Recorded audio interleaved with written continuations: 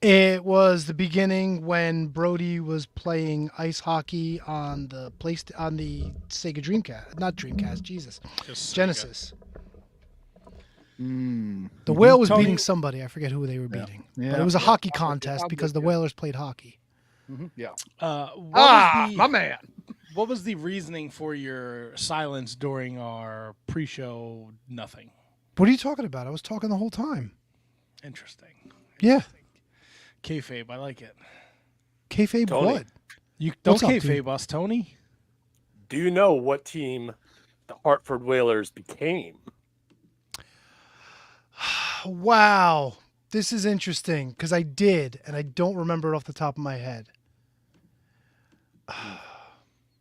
Did they move? Did they How become about the Yellow this? Jackets? How about this? How about this? Let me give you a little hint.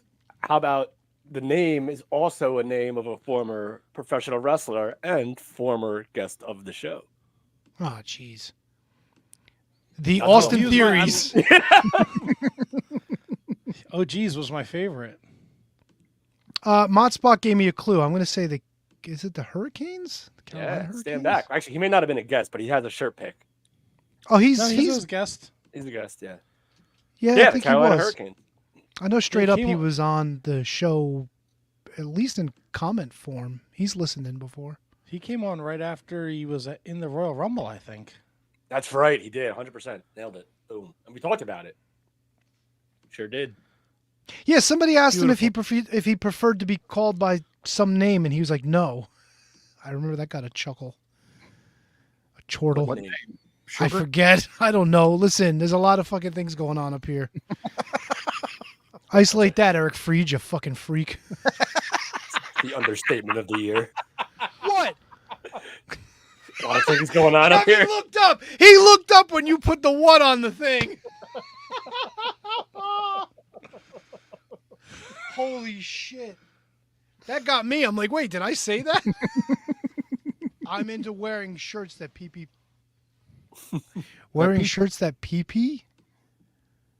Doesn't make Nobody asked you. Oh yeah, good point. Easy. Nobody gives a shit, bro. Relax. That's fair. Easy. Well, we got a fun show planned for you guys tonight. We got a hand job, Kyle. Not hand. Damn it. I fucked up the gimmick. HJC. It doesn't matter. Nobody asks what HJC is anyway. It's a lost gimmick. He's hand job Kyle. HJC with Kyle from the Apron Bump coming in hot tonight. We're Ooh, talking about the Kyle. CEO, Miss Money. Oh, really? And her AEW. Oh,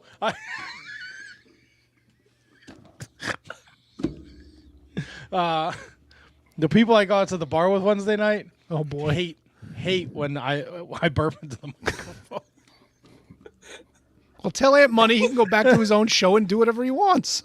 So I don't go out. The people I go out to the bar with, Jesse and Harry, they're Harry not- Balls? They're not wrestling fans, but they listen to the show. And they don't like when you burp?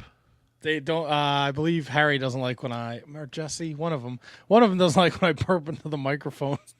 So you're on a Wednesday routine now. I thought you were a Thursday guy. Yes, we switched back to Wednesday. We're back to Wednesdays now because it's the only night of the week my wife is off. So You whip him out Wednesday? yeah, whip them out Wednesday. Fuck yeah. All right, so HJC with Kyle. Dave Sturchio, you may know him as Dave Destruction, owner of Chop Sports Media, It's a hand job kind of night, isn't it? co-owner of Fight Factory Wrestling. Their big show coming up in July at Martell's Ew. Tiki Bar in Point Pleasant. War on the Shore. Oh, shit. I have to add the thing. Keep talking. Dave's going to join us at 7:45. Talk a little bit about that. We go way back with Dave. Maybe we could use old Dave Destruction episodes to blackmail him into giving us free stuff. Interesting. Yeah, like I'm that. always Really? thinking of an angle. What? Oh, really? What?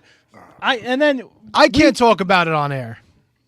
The people who know. Oh, Wait, I don't even know what you're talking is about. it lost in the ether? Is Voldemort involved in it? No. All right. Yeah. No, let's start no trouble. Dave's a friend and he's a guest, and we're gonna have fun tonight. That's all. Great guy. We're gonna have a great time. I wasn't starting trouble. Hand If it wasn't job for him, I Kyle. wouldn't have had that opportunity with the Busted Open crew. So shout out to Sturch. Shout out to Sturch. We're going to talk WrestleMania. We're going to talk Dark Side of the Ring. We're going to talk some AEW. We're going to talk. Oh yeah. I do want to. I Lipa? do want to talk. I got to write this down because it wasn't in the notes. Boy. Or Wait, we maybe got it was. notes today? Come on, man. Brundo fucking crushes it every time. No, I know, but I was on the toilet before, and I'm like, I don't think Brundo sent notes. But then again, I've got fucking 5,000 emails today, so it might have gotten lost, as you say, in the ether. Oh, and ether. Did I say it wrong? No, you're fine. Just Uncle Tony was a Let me little see. busy today, so there you go. It is not in the notes, so we have to talk more legal jargon, Tony. I don't know if you've seen it. While we're doing the show, Tony, if you can find the B.J. Whitmer NDA. Oh, wait, We have to- it came out? Yeah, and if you can't find it, I'll send it to you. Because Tony Khan and AEW paid somebody a lot of money to sign an NDA, so this would go away. Yeah. Friend of the It's not show, good. B.J. Whitmer. Not good, my friends. Can't beat the shit out of a lady and then have the rich guy pay her off so she won't talk about it. Not a good move. Let's not pretend that all the bad stuff's going on over here, because clearly something's going on over here. Oh, my God. The people online were like, oh, you're going to watch a show about rapists and this. Yeah, you know what, dude? It happens everywhere. Don't kid yourself. So, and we're gonna laugh. We're gonna cry. Cry. I don't know. Maybe I might cry. I don't know. We might laugh so hard that we cry. Oh, that I could believe. Okay. I'm down with Nothing's Right, off like, the table. Nothing That was me watching Dark Side when Slick Rick Johnson or whatever the fuck his name is talking about walking in Buff Bagwell's house, catching his mother shaving his balls. holding up his See, Johnson. I'm a week behind. I finally watched the John Tenta one, and not gonna lie, when you're 6'7" and you marry a 4'11" Asian woman, those wedding pictures look a little strange. Especially when they're the same height in some of them. Oh yeah. They just match up. Yeah, Tony also said this about John Tenta's wife. The It was Uchi Coochie section. Not nice. Oh, yeah. What? Not nice. Oh, nice. So, Well, if we're playing not nice, I think Matt said this about John Tenta's wife.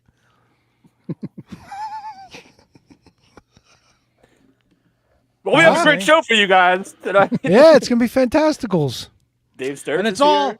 yes, and it's all here. It's next. It's episode 681 of the Shining Wizards Wrestling Podcast.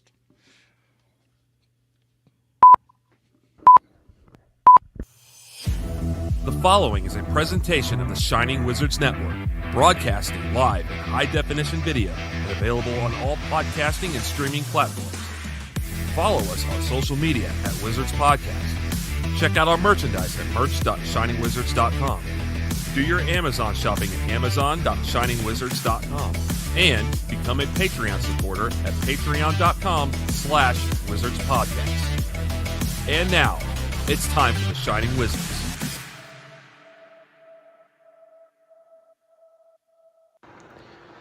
Hello, this is King Kong Bundy, and you're watching The Shining Wizards. I'm not fucking dead, I'm alive. And you're watching The Shining Wizards.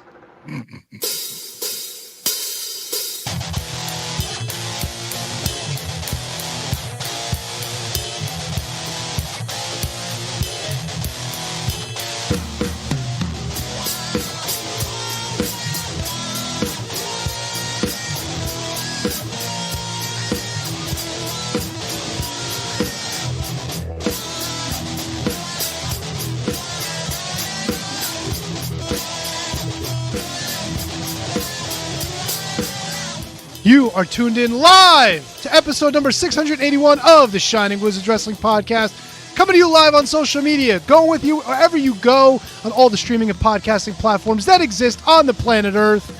We already had the camaraderie and the friendship before the intro, so let's just jump right into some wrestling talk. And talk about wrestling. Crisscross applesauce, Tony! Matt. And some Kevin. KJG. Can I just tell you I'm an idiot? I put together that Mike Peterson intro and I realized I used the wrong producer slide, so now I got more editing to do. Well, Yay me!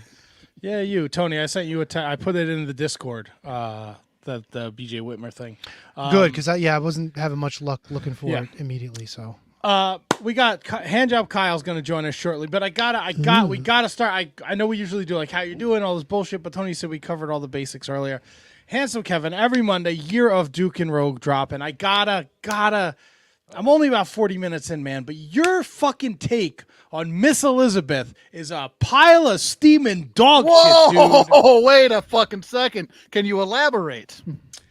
You seem to think Slick would be more of a secret weapon than Miss Elizabeth, but Miss Elizabeth and her granny panties in 1988, it was not something we were seeing on TV at the time. So for the Hulkster and the Macho Man to use the secret weapon, of her little coolie to get the sexual juices flowing for DiBiase, Virgil, and Andre, that's why she's the secret weapon. No, fuck that. Wrong again. Slick's the guy. Slick never managed a champion. Slick was fucking Liz useless. does fucking Slick nothing. was useless. She does fucking nothing. Liz does She took her everything. She skirt holds off. the rope. Who gives She a holds the shit? ropes open for the Macho Man. here's the point that I made in picking Elizabeth over Slick. Elizabeth has managed world champions. She had nothing to do with it. At least twice. Listen, there's a reason why Macho Man turned down every single other heel manager and went with Elizabeth. Yeah, well, Bam Bam Bigelow turned down every heel manager and went with Oliver Humperdinck. Well, I mean, that just means Elizabeth better than Oliver Humperdinck. No. Kevin, Yeah. I need to hear your exact take. Well, yeah, I know we can listen to the podcast, but I need to hear it now. She doesn't. He made fun of Liz's granny panties. That's what he She did. doesn't. I did not do that. She doesn't do a fucking thing, man. If I'm a wrestler, I want a manager that's going to do fucking something out there. She doesn't do anything. Fucking nothing. Matilda did more than she does. That's a great point. I'm not gonna lie. I'm more inclined to agree with HK. My man. Yeah, but you got to remember too, when she was a heel manager, she was instant distraction for the babyface. But she Like, wasn't Macho even Man a would. heel. Yeah, but Macho Man would powder, hide behind her. You know, Yep, but she didn't do anything. She didn't want to do that.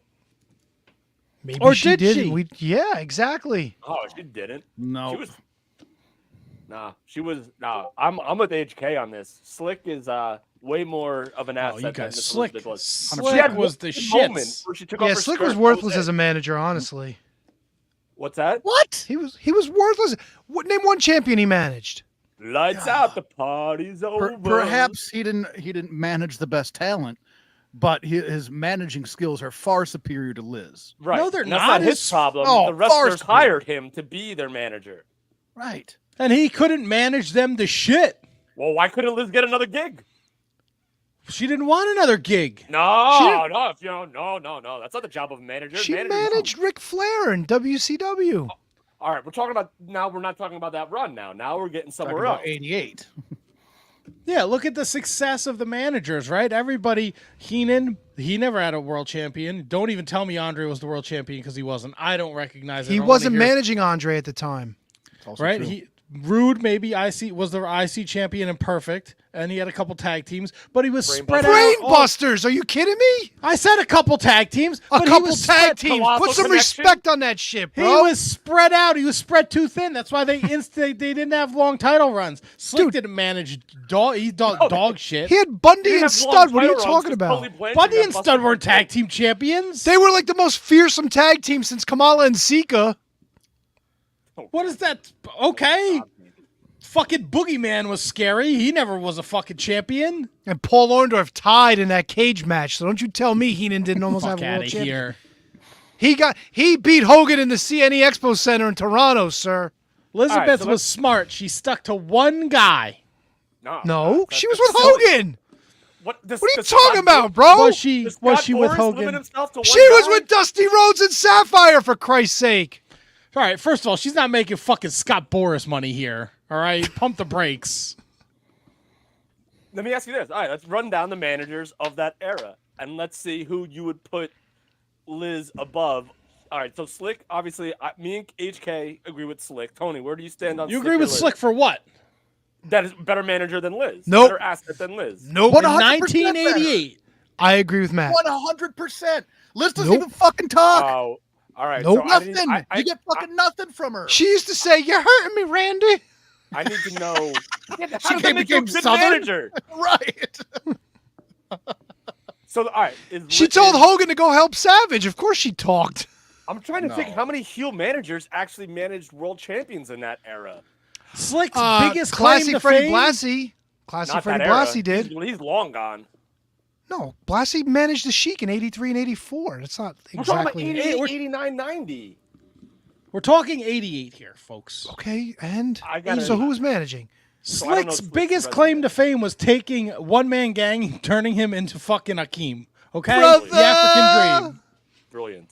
And they had one main event match with the fucking Mega Powers on Saturday night's main event. That's the height of his manager Brilliant. career. No, they wrestled What? No. the Rockers at WrestleMania 5, didn't they? It's not fucking me. Come on. What? That was a great match. Curtain jerking Mania 5 or main event with the Mega Powers. Come on. Wrestled Boss Man at 6. Huh? Nothing. A nothing. Fat nothing burger for Slick. Yeah, I agree. The Slick is a shits. zero. His the best shit. opportunity, power and glory. But, you know, what are you going to do? Yep. The Warlord. The Warlord was the drizzling shits when he was on his own. Yeah. So All is right. Paul Roma. Who was better, Slick or Harvey Whippleman? Slick. No, because Harvey Whippleman had a world champion, Bertha Faye. Better than Slick. No fucking way. Better than Slick. Oh. Can we ask Before I was HJK? You know, KJJ. you know who I've become a big fan of recently is Fat Teddy Long as a manager. Jim Powers. Teddy Long. Jim Powers, yeah. Hard Kinda work Bobby Walker. mid-90s. Goat. That Teddy Long was very underrated. Handsome Kevin. Even your boy Al Day. I sticks know it what up your fucking ass. Tropic Al says. That's because he's got a fucking moon stemmed for fucking Mach. That has nothing to do with Liz. A moon stem. A moon stem for Mach. Who does Kev, that? write that down. On it. You're on it. Moon stem for Mach. Elizabeth. What is it, moon stem? Moon stem for Mach. I like Miss Elizabeth, she was the sensual side, the soft side, the good side for the Macho Man. She had Doesn't a make role. her good at her job. She was great at her job. He was a champion. She didn't do fucking anything. She couldn't even talk during promo. Yes, Randy. Oh yeah, I. Can That was feel her it. role. No, she sucked. No, She stood outside. She didn't do a goddamn thing. she did Wow. not make me believe that she was a manager. She was a valet. How about that? Boom. Nailed it. Mm-hmm. How about that? How about that, bro? Matthew Birch, when you really think about it, Elizabeth never really did anything of note as a manager. Like, she kind of just was there for most of her run. And she Right. never looks like she wants to be there. Like done Sherry. MB. Now, if you want to give me Sherry, I'll give you Sherry over Slick.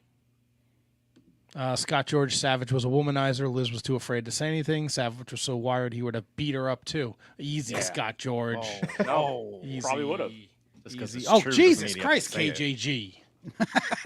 What did I say? What? I don't even remember what I Said he just probably would have. You don't even remember. said. He probably- Madness, yeah. You know. We're gonna circle back. We're gonna come back to this at some point tonight and finish this right we are. hot button topic. But Kyle from the Apron Bump Podcast and joining us. It's HJC. Kyle, you put a clip up of Handsome Kevin and dude, what is? This is another thing. This is like talk about fucking Handsome Kevin's podcast today, and Handsome and Kyle stuff. What is Duke wearing, bro? Is he wearing a fucking cowboy hat? Yep. Is it a cowboy hat though? It's like one of those modern hats that girls wear. You know, like the what do you call it? Bucket hat? Not a Nah, bucket man, hat, it was like a cowboy hat. I guess it's a I thought it was cowboy more hat, right? Indiana Jones. Yeah, it's like he goes on a lot of adventures. Yeah. Like I just need to know, was Duke wearing his cowboy boots to match the cowboy hat? He was not, from what I remember. Yeah. Oh, boo. Boo is right. I thought too. I like Well, what are you? So you guys are what, doing mind games? little mind games action, little HBK Mankind, little Jose Lothario. Oh, I know the fucking Jim car. I got Cornette. fucking SummerSlam '96, and this fucking guy Yeah. gets mind games. The follow up, yeah, a little 1-2 punch. If anybody wants to go listen, SummerSlam was a doozy too. don't even remember what happened on that show. What happened on that show? So we're we're not here to talk about SummerSlam. Kyle. SummerSlam 96 or 9? Oh, Right, we're here to talk about Miss Elizabeth. No, we're here to talk about the CEO of AEW. Oh, it's a good song, right? CEO. It's Come on, a everybody. excuse me. No, CEO. it was the song is atrocious. Yeah, it's very bad. I kind of wish she had the other one where it was like money. I liked it. Had a good beat to it, at least. The money one or the new one? The money one. No, the one time you suck. said that it sounded like the gangsters dubbed over music. It's like now I can never hear anything else whenever I'm watching ECW on Peacock. Spot on, sir. So you seemed excited to talk about Mercedes Mone Big Business for AEW. Is it big business though? Seems like medium business, maybe indifferent business. Who's with me? Mediocre Okay. business. Yep. That's right. No, but Didn't I'm she not. save? Did she save Willow at the end of the show? She didn't look like she really wanted to save her. I think so. My theory is that she's inserting herself into the TBS title picture to elevate that title, which is why I think she kind of saved Willow there. More as a face-off against Julia, the champion now.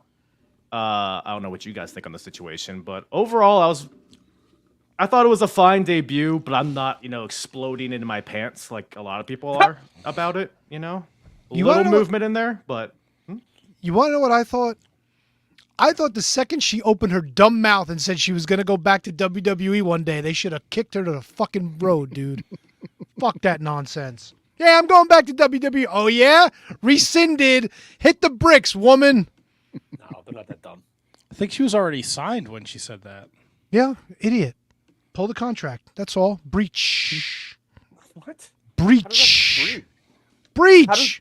How does telling somebody what I'm doing tomorrow affect what I did yesterday? Oh, come on. You're going to compare like having breakfast tomorrow with I'm going to go work for the competition tomorrow? Come on, man. Come on. First of all, AEW is not competition. To be honest. oh, shots fired. I mean, he's not wrong. It's definitely not for her to say like, yeah, I'm going back to WWE someday. She didn't say she was going back. She said she sees herself going back one day, which means that she would like to put a bow on her career. I'm assuming. Yes, someplace other than where she's working right now. But not tomorrow. Come on, dude. Don't defend that shit. Are you Come really on. fucking picking nits about what she said in a fucking interview? Yes! You know what Gives a she shit. should have did? I'm happy to be in AEW. I can't wait to teach these women a wrestling lesson. I can't wait to win all these championships. That's what you do when you sign a multi-bazillion-dollar contract with a company. You don't go, yeah, this is fine for now, but eventually I want to go back to my old employee who didn't give a fuck. Get the fuck out of here. Hey, Tony. She said that too. Who? What? She said that. She said she was happy to be very there. happy to be there. Yeah, but how could you be happy to be somewhere when you're like, yeah, I can't wait to leave this fucking place? She never said that. Oh, Yeah, just she did. When she hands said, up. I'm going back to WWE, she might as well have fucking stuck it right up his old keister. How unhappy can you be when you sign a multi-year deal? You plan Why on would you? being there for a the while. fact that she mentioned it says that she's not happy. The boo-boo fucking job face when she was in the ring shows that she's not happy. This is the worst take you've ever had ever. Well, stick it up my ass and call me Charlie. I would love to, Isolate but that. maybe. I'm just gonna drop fucking sound bites all fucking night. We're Eric not Freeds, I hope dropping your hammers. fucking hand doesn't have a cramp. Maybe by going back to WWE, maybe she wants to bring everyone together because AEW is the only thing that can make women's wrestling global. She can bring my balls together under her chin. That's not very Easy, nice. I think that's easy. I'm just going for sound bites. Sorry.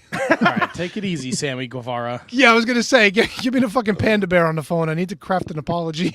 yeah, Sammy Guevara. We all played Call of Duty, right? Back in the day, we all said those things about people. Some of us still do playing new games. Yeah, what happens offline happens offline. You know what I'm saying? HJ, let me throw this at you real quick with the old Sasha Banks booking, or Monet, if you will. How do you feel about her becoming the first AEW double champion of the women's division? I am almost always in opposition to double champions, whether it's in wrestling or like mixed martial arts. I always hate the because it's always for the aesthetic, right? Everybody wants to carry around multiple titles, but functionally, it's just stupid. Because like, why would you defend one title, not the other? What do I got to lose both titles at the same time?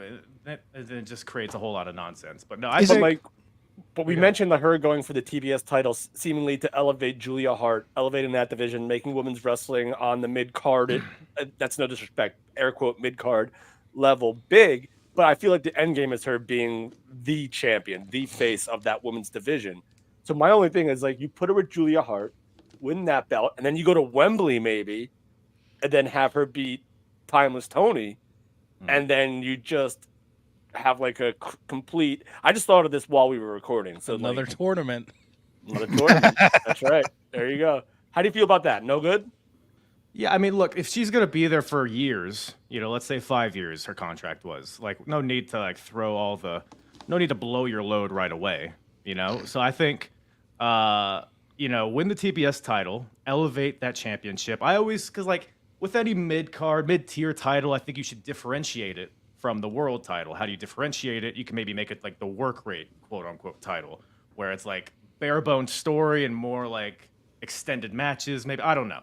But, I mean, we have, like, Deonna Purrazzo there, Serena Deeb. You have a really talented roster of women that don't get a lot of time. Maybe just try to establish another division to help grow that division. Because otherwise, because lack of talent has never been the problem with the women's division. It's just how it's portrayed. So I think that would be a good step in that direction.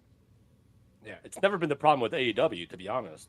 It's just they have a stacked women's roster. It's just, you got to watch Rampage or fucking Ring of Honor.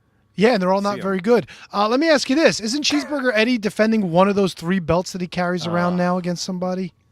Fucking started on the Triple Crown, dude. I still don't understand if the Triple Crown means all 3 belts or if it's just that one continental belt. Here's the thing. Eddie likes Japanese wrestling. They wanted it to make it look like he was some sort of like old school All Japan star, so they put 3 belts on him. Ta-da! Yeah. Great point, Tony. It is very. So Eddie is defending the Continental Championship against Okada Wednesday night. The one that he won in the tournament. And he is defending the Ring of Honor title against Mark Briscoe at Supercard of Honor. I hope Mark Briscoe wins. And I don't think New Japan Strong is still a thing anymore, so I'm not entirely sure. Maybe does Gabe Kidd win that? I loosely follow New Japan. That seems like a good candidate to take that belt, though. Gabe Kidd is re-signed. That would be a great move. A great move for New Japan to put a title on somebody who actually works for fucking New Japan. Well, you're being fucking crazy there, Matthew. You want Ring of Honor champions on Ring of Honor? You want New Japan champions on New Japan? I mean, you're just talking crazy. I'm asking for a lot here. But so back to Monet before Tony fucking loses his mind again. You were okay with the debut, though? Yeah, like, it was fine for what it was. It was a fine introduction. Do I have, like, high hopes of her just creating this new AEW? Is she going to lead AEW into the future? Like, no, she's going to become Edge in a few weeks. She's going to be Jay White or whoever the fuck, you know what I mean? Like, I think, I like Mercedes in the ring.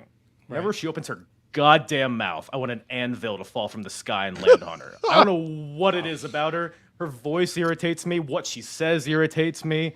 Her movements, her face, her hair, the stupid hair. What is this? What, guys? I hate that hair, dude. Oh, come on! Don't even get me started on the hair. I will What tell about you, go ahead. Let's say, what about grabbing the cheap Eddie pop and then also claiming that she started you, the Eddie. women's revolution? Suck my balls. How about Yep, that? you can Look suck at she my- really say my that? balls. Yep. Yeah. Now, see, these guys are talking about sucking balls, but I got yelled at earlier. What gives? I mean, how many times can I say fucking easy? I don't know. Fucking easy. Easy. At least you didn't stutter it. It's And pretty fucking you- easy, Matt. They can say sucking balls. You said put my balls on her Balls chin. on the chin. Keep it vague. A general Well, my ball balls sucking's would not be fine. in her mouth as opposed to these two gentlemen saying that she could Stop. suck on my Please. balls. Please stop. Yeah, his butt would be in her mouth. Yeah. She Yeah. could smell my fucking Italian hiney hole. Gabagool right there hanging out of it. Holy Yeah. Christ. Italian hemorrhoids. Jesus. What the fuck is going on here? Don't encourage him. Is You this- know what they call an Italian suppository, right? Hand job, Kyle? No, why don't you tell me? An innuendo. Oh, hey, come on. Comedy. Oh, shit. We like to have fun here. Of course we Yes, do. It's we all do. good times. Yeah. Now, my question Let Mercedes Mone win all the titles she wants. God bless her. God bless Mercedes Mone. I say that right now. FTW title? here's my All of qualm. them. Who the fuck is Hook? Look, I got to take a time out on this conversation. The chat. This watermelon head, Christopher Suarez, does this. He writes the same comment on every one of our YouTube videos. Ban this fucking. Really? Man.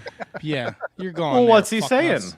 He says this HB, Kevin Nash, Undertaker, Madison Square Garden, 2005. I don't know if he has fucking Tourette's, if he just fucking hits this copy paste on everything. I don't know what's wrong with him. Stop. What a You're hilarious fucking form of annoying. Tourette's. That wasn't very nice, bro. I'm not a very nice person when people do stupid shit. He wasn't Kyle. like saying anything mean. He was just He posts the same fucking thing on every single one of our YouTube videos. There's no context to it. He's just fucking. Some throwing people say words we've out done the there. same thing for 681 episodes. What's the fucking difference? Well, look, man, I don't stop listening. I don't know what to tell you. Kyle, What's up? here's what I don't understand. Right? Oh, here we go. We have. There's a history between Mercedes and Willow, which I guess they're going to try and play up now. But going into Wednesday night, also, I thought it was fucking cheese dick that Willow and Rio were going to be the fucking main event over Joe and Shoehorn that one in Wardlow. there, huh? Oh, could you make it any more obvious that she was coming out at the end of the night when she was like, and the main event tonight? All right, fucking stop. I left. I was going out, and like 5 minutes into her promo, I left. I didn't give a shit what she had to say. She bored me. But I thought Willow and Stokely and Chris Statlander, they're heels. So why is Willow raising her fucking hand at the end of the night? Because it's AEW. Are they Sorry. heels? Sorry. I don't haven't think got they're the sense that heels. heels. I don't think They want Chris Statlander to cheat to win. Well, Stokely She is a heel, didn't- but yes. Statlander is not. Willow threw her the fucking thing the other night when they were out there last week when they were wrestling Rio, right? And she wouldn't use the chain. And then Willow said, "I'll show you next week." Yeah. Yeah. And you can make the case for like almost all of the what is Blackpool Combat Club? What is Bryan Danielson? Heel or babyface? I don't fucking know. It's In the AEW, story nobody they're knows. telling, it's pretty important to figure out what the fuck they're doing. No, They're not telling the story. Nope. Guys, just sit back and watch wrestling. Right here. Right here. Oh, hey, good girls can be naughty too, Matt, is my answer to that. okay, that's fine. But then I don't understand why she's raising Mercedes' hand. Maybe she likes the way her armpit smells. That's a good Maybe. point. What do we think her armpits smell like? Probably cheeseburgers if Willow was holding her hand up. Okay. Oh God! Dude, what the fuck are you doing tonight? Comedy for comedy. He comes in with like really good stuff, and then he does that. What the fuck? Do you not want? Are you trying to like destroy the show in one No, episode? I'm having fun. Come on, a couple laughs. Oh Jesus boy. Christ! I'm surprised Dave hasn't sent me a message like I'm not coming on your I'm fucking show. not doing this anymore, guys. I'm leaving you Dave's guys listening. behind. Well, I'll try to get the trains back on the track here. Speaking of cheeseburgers, do you? This has nothing to do with cheeseburgers. So Mercedes Mone comes in, right? Gonna change the women, evolve the women's division, change women's wrestling. What are the odds that we get maybe an all women's TV show at some point for AEW? Oh, just nobody's gonna fucking watch that. Put on the Friday slot, 10 p.m. Everybody's Look, gonna be sitting down by the campfire. Nobody and watches watching fucking WoW. I watch WoW. it. Shut up, Tony. No, I love WoW. Right? Don't sit there and be like, I want an all women's wrestling show, like all you fucking dorks on the internet, but you don't watch WoW. It's free. It's on like whatever fucking local cable channel you have at whatever podunk fucking town you live in, but you don't want to watch it because there's no big names. Newsflash, Heidi Howitzer's on the show. Fucking Holly J, whatever the fuck her name is from that OVW Haley documentary. J. Hollywood There you go, Haley J. Jesse Smothers is on the fucking show. Don't tell me you want an all-woman show and you're not watching WoW. You fucking hypocrites. maybe AEW fans will have that easy access, an easy transition, because they don't want to look up things, have to install an app or whatever the fuck, Maybe just, tune into TNT on Fridays, get all your clams in one show. I don't want it.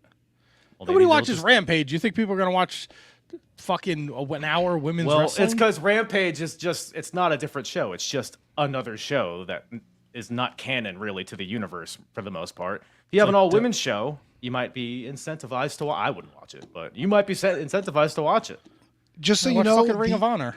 It and I've only found from November and December, but it looks like WoW averages probably about 260,000 views per episode, and that might be first run on CBS. It doesn't really, because WoW's available in a lot of places at a lot of different time slots, so it's like all over the place. This can't be total viewership. It's probably when it airs on CBS, but who knows? Like, it could air in different places in different markets as well. So. WoW airs on CBS? Yes. I think it's CBS, yeah. No, I didn't know Genie, that. it's a Genie bus vehicle. I watch it on Vice. Isn't it on Vice too? It's on everything. I got it on the CW out here. UPN.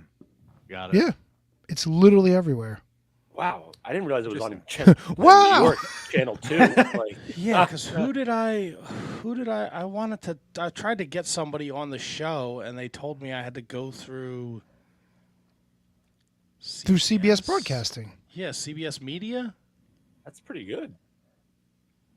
Yeah, that ratings. I mean, that you know sounds what? similar to like TNA. Yeah, and it doesn't lie about what it is either. Like it's got wrestling action, it's got cheesy interviews, it's got backstage stuff, and it's an homage to what Glow was in the '80s. Just they stepped it up a couple notches.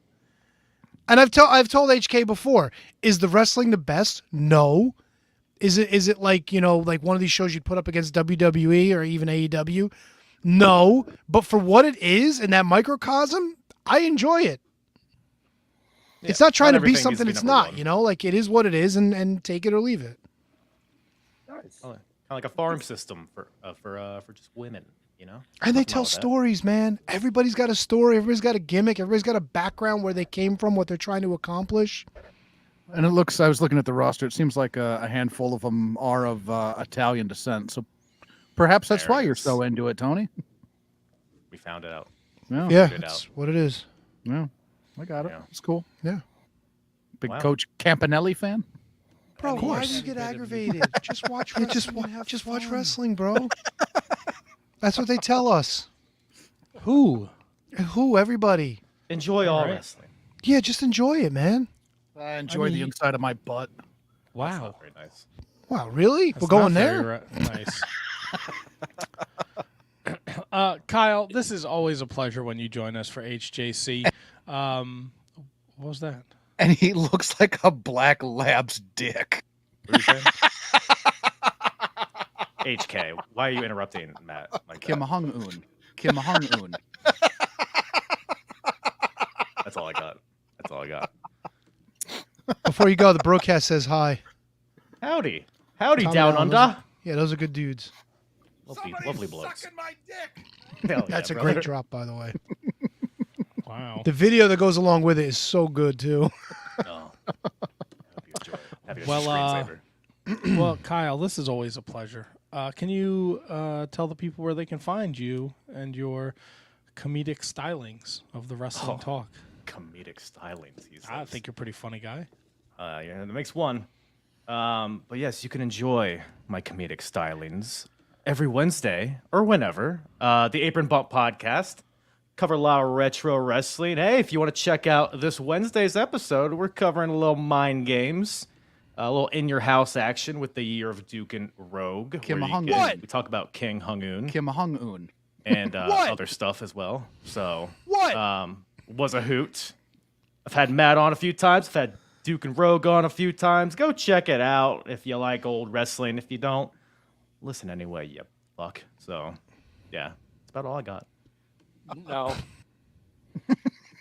And he looks like a black lab's dick. I can't wait to find out who that. You have to be talking about Jose Lothario. That's Is that a Super Sock almost. reference? Almost. Talk a lot about Super Socks, though. A lot of Jose Lothario talk. So if you're into the Super Sock, God. this is the episode for you. 20 Match of the Savio? year. Savio's there. Oh, double Sav. Oh, give me more Sav. Oh, the more Sav, the better. That's what he says. Fucking Mark. Well, make sure you guys have your notifications on, and Yeah. when that Apron Bump podcast drops, you can slide right YouTube, in. wherever you Easy- listen. Easy listen, lots of fun. Kyle's doing he does a gimmick where he rates every show afterwards, and whatever show has the best grade at the end of the year, he's going to buy himself a championship belt of that promotion. Yeah. WWF's winning right now so far, but only in September right now, so we'll see. Tune in and find out, folks. All right, and we'll see Kim you in a couple Hung. weeks, Kyle. Always a pleasure. Appreciate you guys having me on. Hand jobs all around. Fuck yeah. Wank, wank, wank, wank. Always a hoot. Always a hoot. We Seeing your love lovely ya. faces. I love you. All right, Kyle. See you later. Make love to me. Hey, Okay. Are you fucking Oh, I stupid? mean, Kyle's the best. Of course he is. All right. Solid in the bitch. No, you dumb piece of shit. It's oh, Well, that's not nice. That's what I'm called for. Well, Dave's joining us shortly. I don't know where to go from. I don't want to. We can maybe try and put a bow on the Slick Miss Elizabeth conversation. We could talk a little more AEW if you want. We only have a couple minutes. Well, what is there else is there to talk about AEW? Let your enthusiasm shine right through, Tony. What's there to talk about AEW? Yeah, what is there? I mean, I don't know.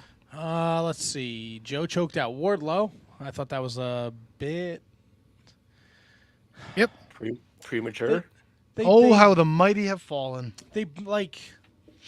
I get it, right? It's a world championship match, and he's supposed to be a viable opponent for Joe, and you're supposed to build him up. But I don't know. It felt very like Rushed.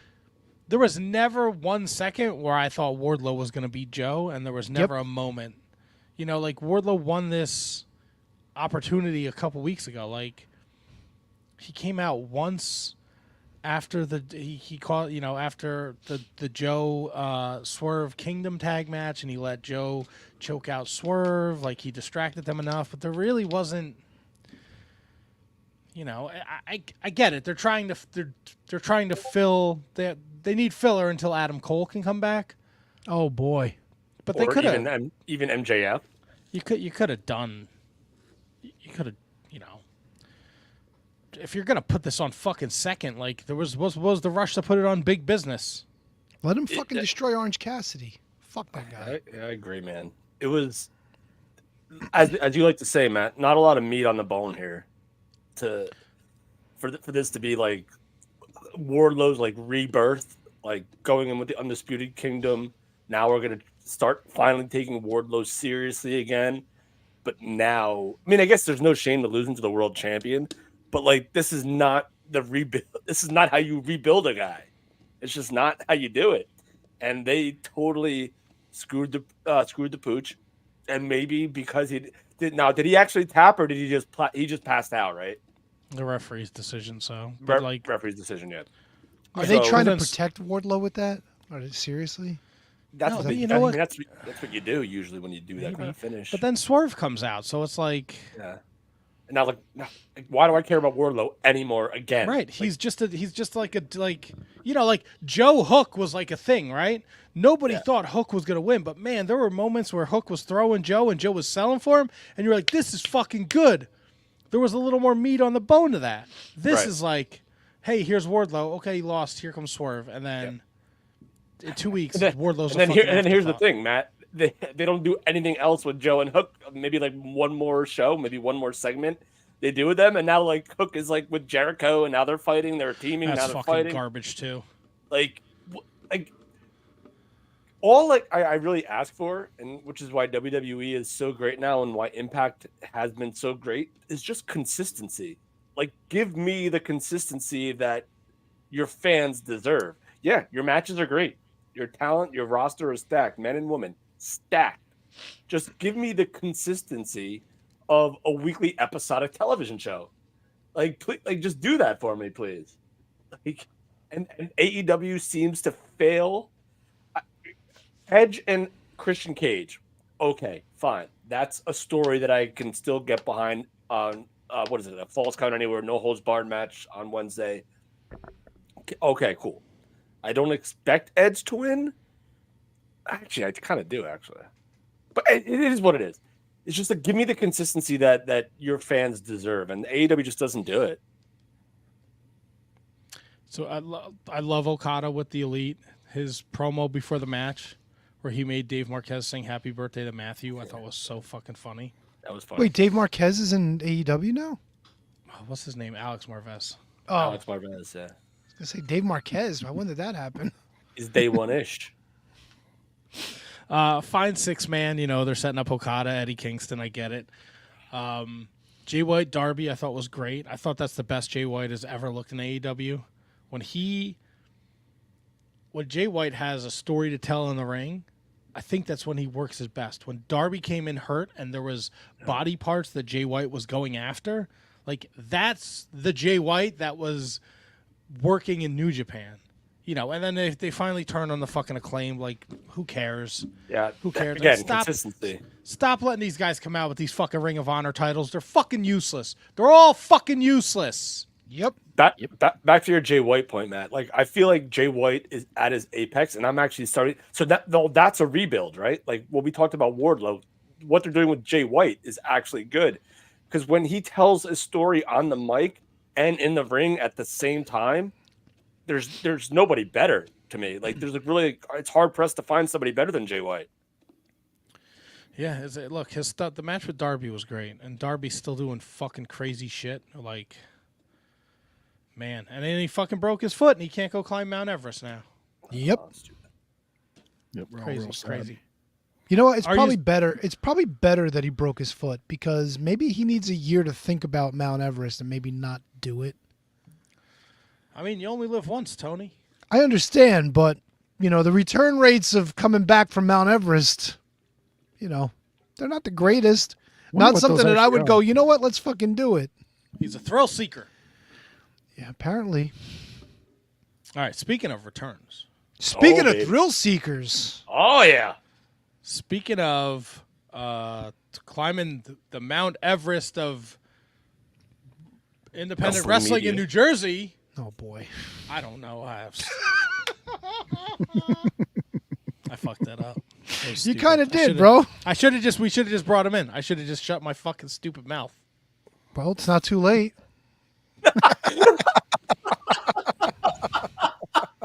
Well, you gonna introduce him then? I'll shut up. Ladies and gentlemen, returning, the prodigal son. He has arrived. He is back. He's fighting at the Tiki Bar. The one He's and not only Dave fighting. Sturchio. Oh Shut up. It was a better intro than yours. Oh, he's giving me the Iggies. He's not coming in. All right, Oh, no. Dave Sturchio's not here. All right. He saw enough, and he was like, "I'm done. I'm done with these guys forever." I don't blame him. I was gonna say he's got the he's- Yankee he's cap big, on. man. He's got the blue background. I thought he was at fucking batting practice and training camp. Oh, he's probably in his studio. Chop Sports Media. I understand. big- I'm trying to set what we're seeing here, because the people. I know, talk but you about already big said he was business. going to be. He said he's going to be wrestling. He's not a wrestler anymore. He's a promoter now. Yeah, but he's not afraid to get in there with the fisticuffs. You mean to tell me he's not going to throw hands if he needs to? I hope not from You behind could the take commentary desk. you could take the man out of the wrestler. You can't take the wrestler out of the man. Oh, some shit or other. Now I yeah, sound like Matt. Can we bring in Dave Sturchio, please? You got Chris Payne over there for that. Chris Payne. I don't know. Can we? Is he ready? I don't know. I see the ceiling now. I see the ceiling. See, Oh, that's what a what his feeling. opponents are going to see. They're going to fucking be counting the lights, Oh, just like yeah. that no good Jim Duggan did. I remember. I was there. All right. He's calling us out. He's coming in. The ceiling is the roof. Oh shit! How do we do that? What are Hey, you doing? Kev. There you go. What up, Dave? Stop! Oh, What are Mike. you doing? There you go. What up? Hey, welcome to the show, man. Welcome back, man. What's going on, fellas?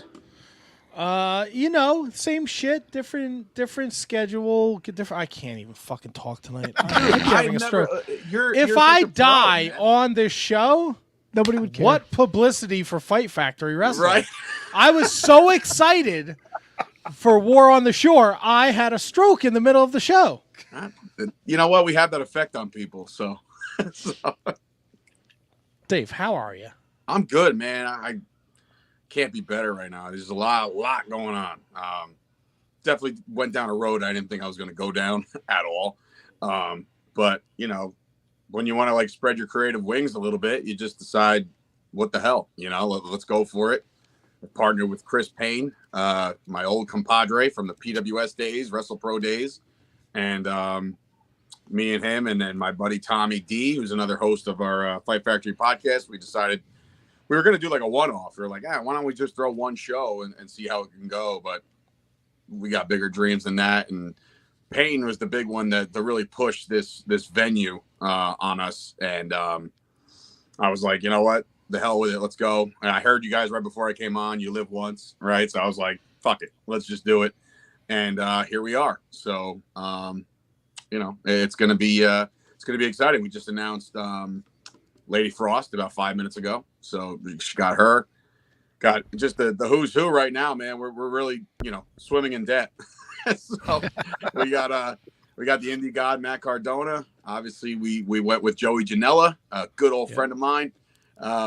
We went with Danny Moff, obviously, and Casey Navarro's been on an absolute tear in the indies, and now we have Lady Frost. And we're not done yet. We have a lot more announcements to make, but yeah, man, just going for it.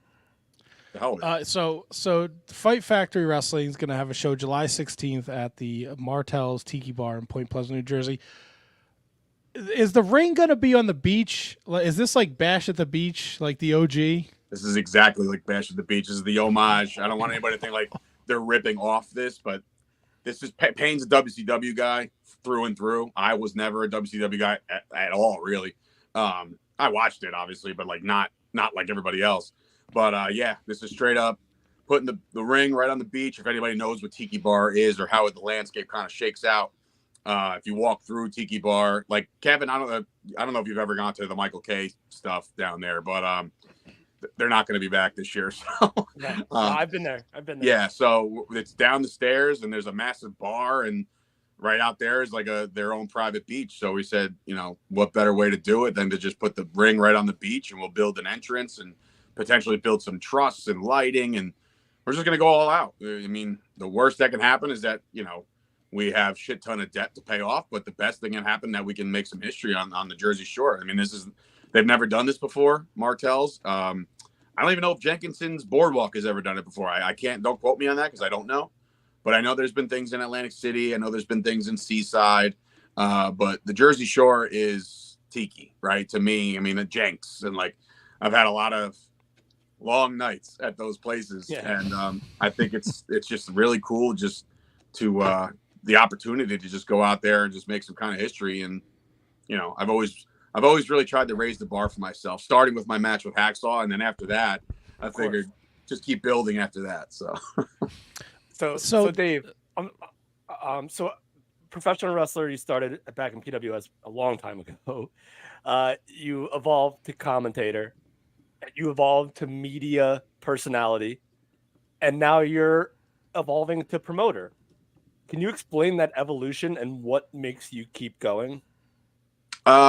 Insanity? No.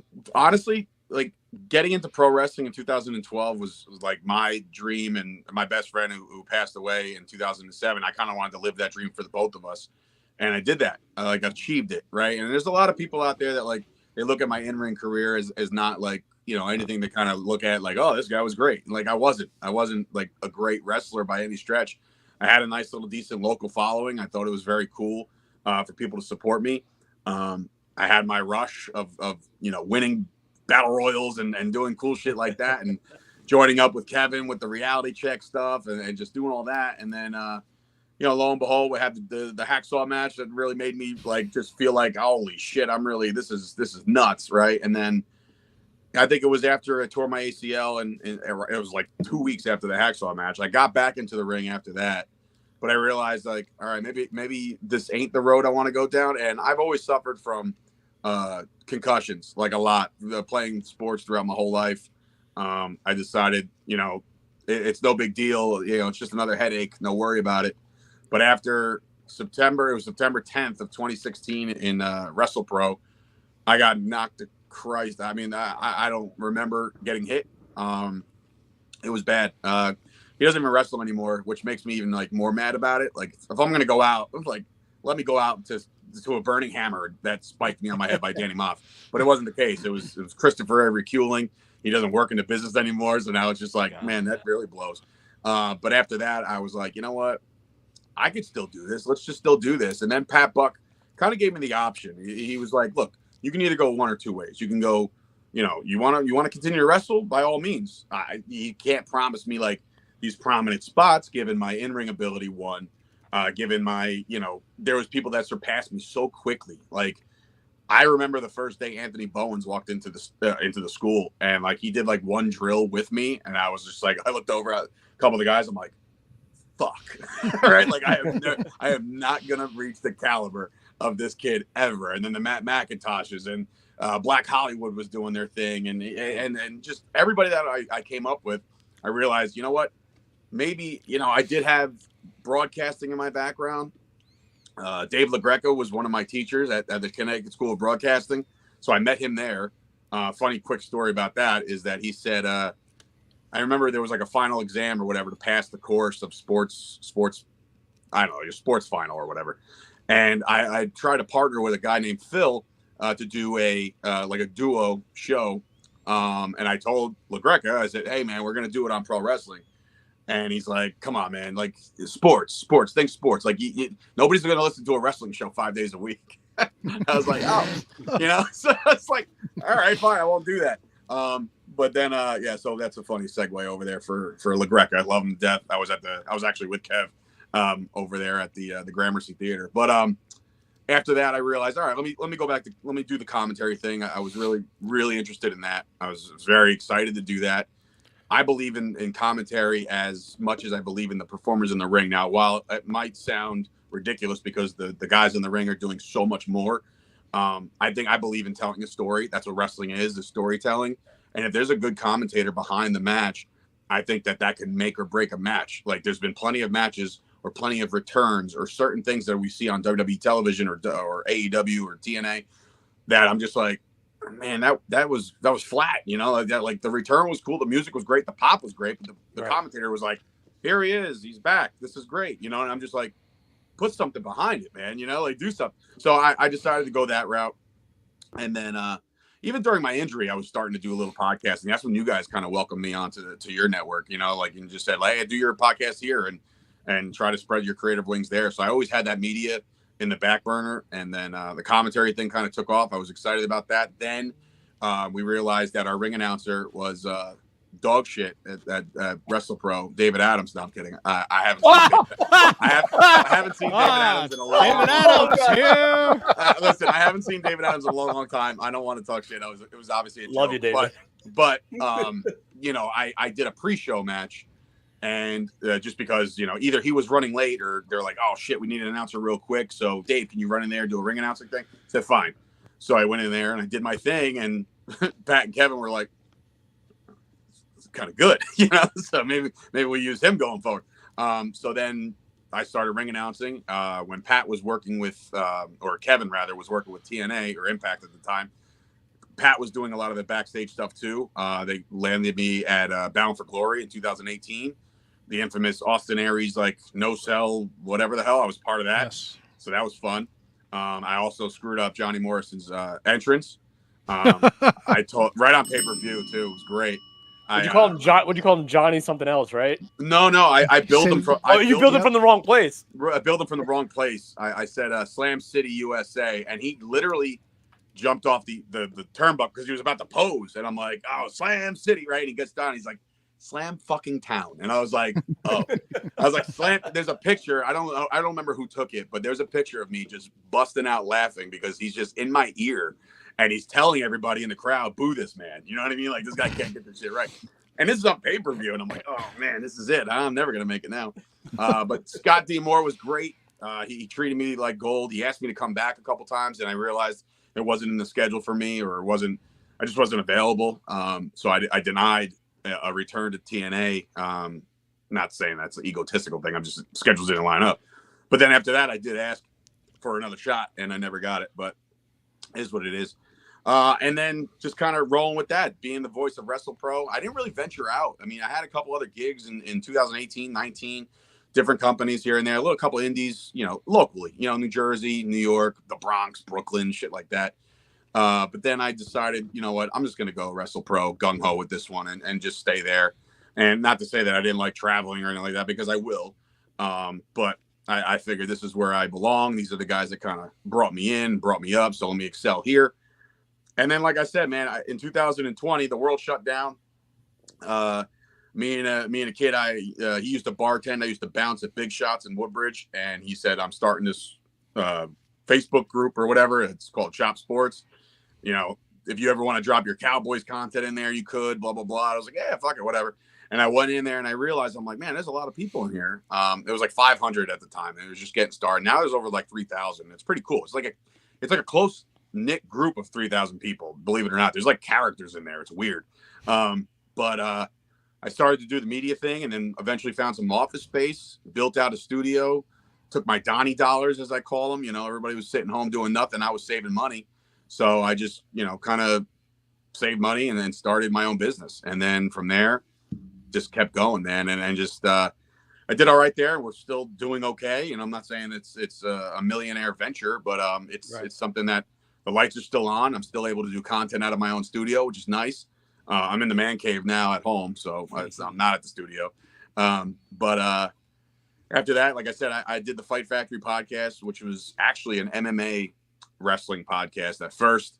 That segued into me just saying, you know what, fuck that. Like MMA, there's a million shows. I didn't know enough. I always know like the mainstream guys, including my main man, Colby Covington. You know what I mean? I know those guys, but like, I'm not deep on the card with all these other guys. Like, oh, you see him? He you just see that fucking pre undercard? I'm like, fuck no, I didn't. Like, I'm not watching that shit. You know what I mean? So I couldn't give it all, and I didn't want to do that to the podcast. So I said, let's just go wrestling.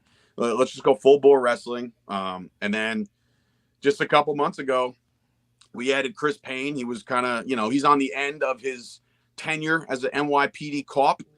He's on his way out in September. He's going to be retiring. So he's kind of looking for the next step, the next thing to do while he does his, I don't know if you guys know this, and I don't give a shit. I'm just going to say it. He does side work. He landed a pretty sweet side gig, and he's like head of security for Ryan Reynolds. Like, don't know how the hell he landed that shit, but that's what he's doing now. So he's like in Deadpool, like he sees like Deadpool fucking shit all over the place. Like it's a very cool thing. So he's doing very well. And he was like, let me jump on the podcast. And then it was only a couple episodes in, and he was like, this is what I need to do. I need to podcast. I need to voice my opinion. You guys know Chris Payne. He's the biggest complainer of all time. It's all he does is complain about shit.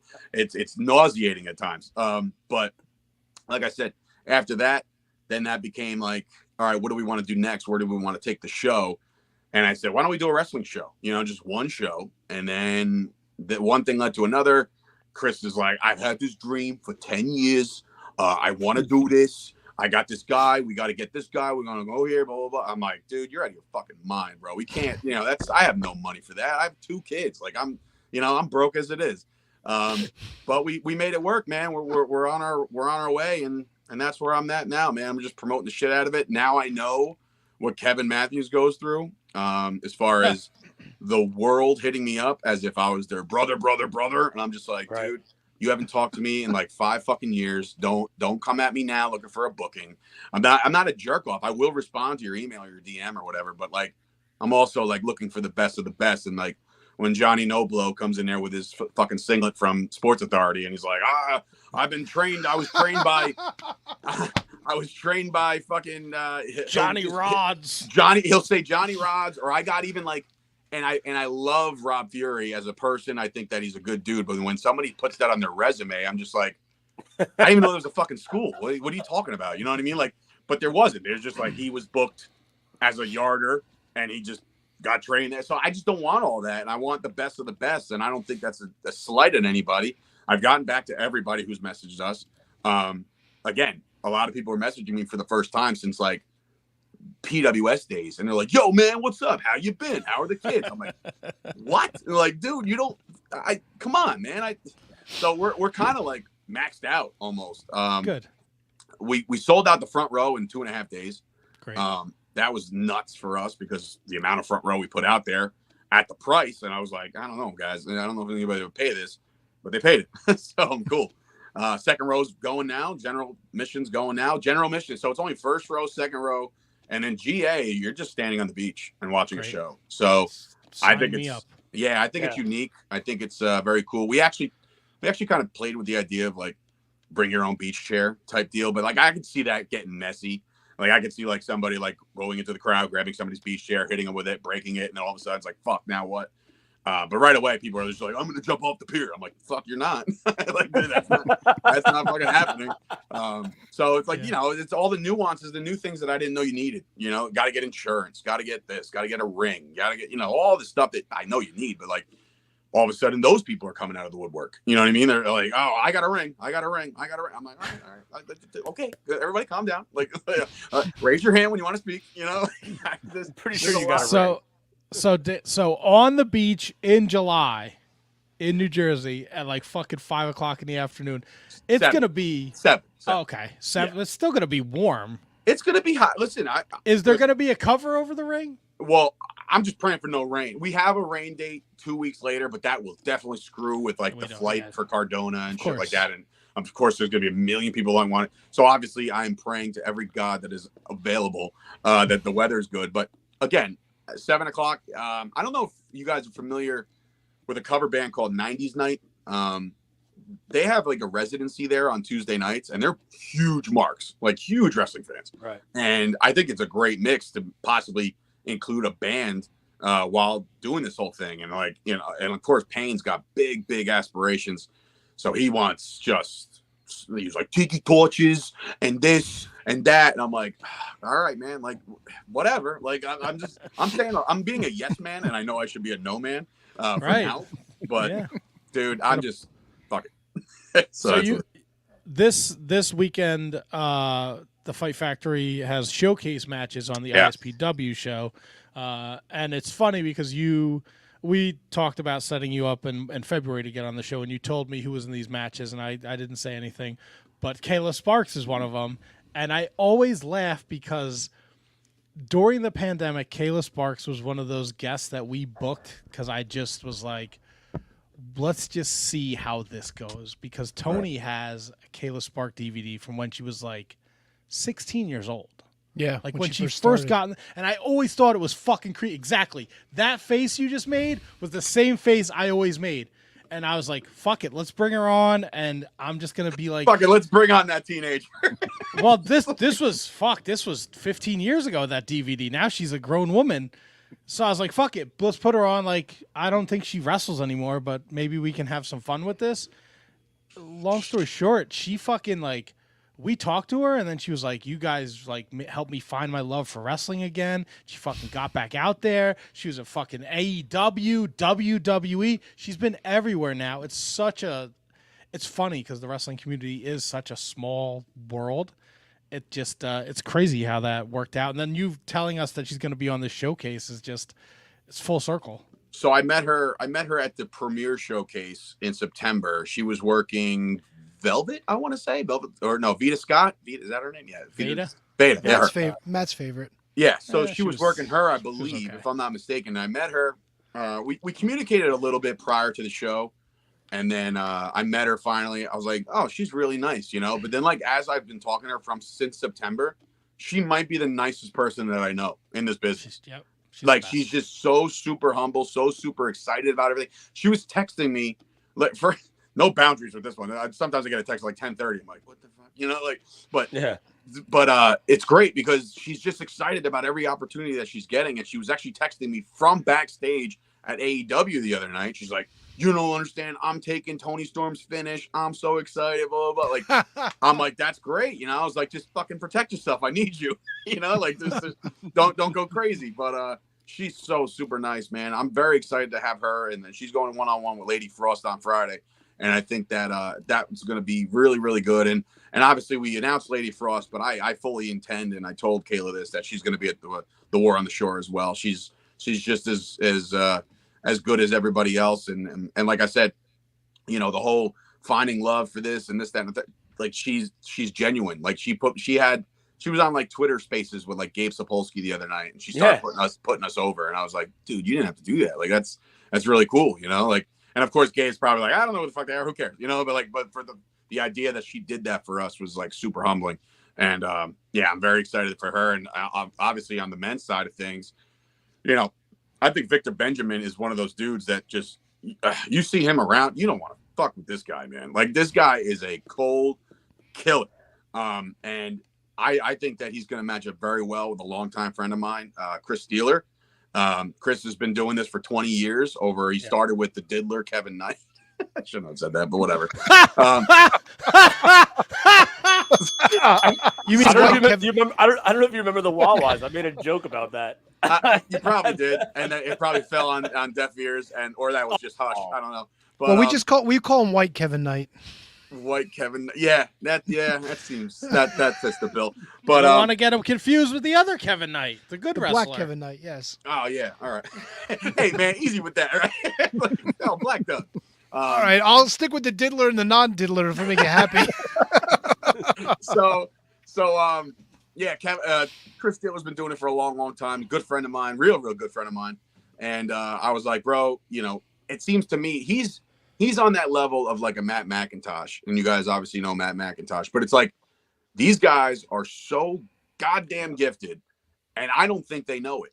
And I think that's a problem with a lot of these wrestlers nowadays, where their confidence in themselves are just no bueno. And I don't understand it, because I'll be the first one to tell somebody like, yo, you had the match of the night. And they're like, really? Like, but I screwed up Pat's that kind of guy. Every time I'm like, hey, Pat, man, that was great. He's like, that fucking sucked. Can we take it off the air? Can we fucking delete it? And I'm just like, what the fuck? You know, like, but like, that's what you have to be hard on yourself. And I get that. But like, you know, Chris Steeler's one of those guys, I think, that just don't understand just how talented he really is. He had a cup of coffee with WrestlePro. He did a couple things with us. He was on one of the Starland Ballroom shows. I think he kicked fucking Hash Brown's head, or not Hash Brown. Who was it? Jimmy Controversy's head into like the fucking third row. And I was like, dude, this kid's super kick is unreal, right? It's like, so I'm excited, man. They're going to go head to head. And my two matches are hopefully going to steal the show. I mean, I've been working closely now with Tommy Fierro at ISPW. He's been helping me, guiding me through this whole process of being a promoter, because he's been doing it since before the internet was a thing, you know? So he knows exactly what he's doing. He's helping me out with some promotions, and he's giving me this opportunity to kind of showcase my people. And it's a rumble. There's a rumble at the end of the night. So if I want to get up off commentary and toss a couple guys out, I can do that too. You know what I mean? I told you. Teaser. You're all talking shit about me. Dave, don't do that no more. Don't hold your breath, man. Dude, I did it at WrestlePro. I thought it was a fun spot. Me and Josh Chernoff were doing it. And, you know, I found out that day. Because they did, like, you know, how they do the pre-sound checks while we're setting up the shows. And all of a sudden they were doing like a countdown clock. And then when the buzzer hit, my music hit. And I was like, what the fuck is going on? Please tell me you're still using Kill Switch. Oh, of course I use Kill Switch. And in fact, if you're listening, Roderick Strong, change your shit. I had it first. So anyway, no, you probably had it before me, but whatever. Nobody watches AEW anyway, dude. You're fine. Well, listen, I try to keep an optimistic mind about AEW, because obviously I got a lot of friends down there and I want to see them all succeed. For sure. But there's this, of course there's certain things that I watch and I'm just like, what the fuck? You know, like, but otherwise, still good wrestling. It just feels like a glorified indie show every week. That's what it really feels like. 100%. Yeah, there it is. As you get copyright infringement. Exactly. Well, that's fucking idiot above me over here. Yeah, well, listen, that was my song. That was my favorite. Well, before it was my favorite song, it was my best friend's favorite song. So that's why I kind of trickled and used it. But you used to get the pops of the night with that song, man. Like, yeah, man. I think even as an announcer, as a wrestler and announcer, you got the pops of the night a lot of times. It's a lot. It's I still get the same rush coming through the curtain as an announcer than I did as a wrestler, because you have that opportunity to like really take it all in. Like, people are cheering for you. Nobody else right now. There's nobody else in the ring. It's just you, and they're cheering. Maybe half of it, most of it is because the show is starting, right? But like at the same time, I'm like, all right, well, maybe it's for me. Who knows? You know what I mean? It's all for you, man. Just take it. Take it all. I'll embrace that shit. But Yeah, I Own mean, it. it's been fun. I can't wait. Dude, I'm so busy as of late now. I got to tell you, and I would be remiss if I didn't plug something that's dropping in 2 weeks is the brand new Premier Wrestling app. In fact, I invite you guys all to have like VIP accounts on that. It's a brand new platform. You're gonna love it, dude. Some of the features on this thing are so cool and innovative. Like you guys would salivate in this shit because there's a section called My Fandom, and that's basically they've curated the entire populated list of every single WWE, TNA, AEW, fucking even some indies, every event, every house show, everything. And you could select and post pictures from that event, and other fans from everywhere can post and say, I was there too. Here's my pictures. I was there too. Here's my picture. Like, it's a very, very cool app. There's going to be like things called arenas where basically it's going to feel like an AOL chat room where you're going to be watching Raw and there could be a live stream, an actual like a watch along with hosts, maybe me, maybe somebody else. Maybe we get like Cardona to do one night. You know what I mean? Like, there's going to be so many cool things. And obviously all of our content on there, our original content. I do the Wrestling Hour with Josh Chernoff, and the Fight Factory podcast is on there, and Gabby from previously from SiriusXM is on there doing her thing. She just had Chris Jericho on, so that was dope. But yeah, I'll have to get each one of you guys a code, get you guys a VIP account, and hook it all up because Premier Wrestling app is going to change the game, man. Now I feel bad about telling you we're going to use your Destruction 101 originals as blackmail when you get super famous. Were they that bad? Were they that bad at podcasts? I don't even remember. Oh, I don't know, but we had just everybody. I assume just like this podcast, if you went back and found like the first stuff, like we probably definitely said some shit we should have never said. Brutal, just brutal. Like, and you know what's so funny? I shit you not. And look, I've grown in this business. There's been times where 2012, 13 into 14. I thought I was untouchable. I thought my shit didn't stink because I had Pat Buck behind me and I was in Reality Check and I was getting pushed to the moon because this, that, and the third. I thought I couldn't be touched. So you had that Sports Authority singlet. I did. That was my first singlet. The first thing. I was brand new. But some of these guys that are sending me fucking resumes are sending me resumes with like, I have 86 years experience, and like their gear is literally Kevin Owens or some shit. I'm just like, yeah, right. Come on, anyway. You know, like I said to my friends the other day, I said, what? Some people are like, oh yeah, I'm on this show. I'm like, oh yeah, where's the poster? They sent me the poster. Every single wrestler had a shirt on. Every single one of them. It was a cut-off sleeve shirt, and I was like, first of all, you didn't cut it off right. There's nobody that cuts a sleeve better than me or Dan Moff. You got to do it right. But yeah, so I digress with all that shit. But yeah, it's going to be fun. I think that you know, I'm on a different path now. But that's what I was saying before. Right. Somebody hit me up. Obviously we announced, you know, Joey Janela, and me and Joey have a little bit of a checkered past. You know, like we've kind of gone to blows, you know, once upon a time, and you know that's all deaded in the past. But like he had hit me up at like 2 a.m, like after we announced the show. And he's like, Tiki ? I'm a VIP. And I was like, Joey, you know that I want to use you. And I had a lot of fear that his price was going to be like through the roof, GCW success. And I even said, I was like, all your success, bro, I don't know if I can afford you. He goes, bro, I can ride my bike there. We'll figure it out. I was like, all right. But if you scroll in this DM one time, like the last time me and Joey Janela spoke, was 2014 via Facebook, and it was me and him scheduling a fight to fight each other. So it's like we were like, you know, so like I know how it is to have, you know, these bad podcasts or these bad relationships with these people. But now I'm a totally different guy, and you know, kids will do that to you. I think that, you know, kids and a wife and a support system at home will kind of just ease up your, you know, your hostilities and frustrations with a lot of different things.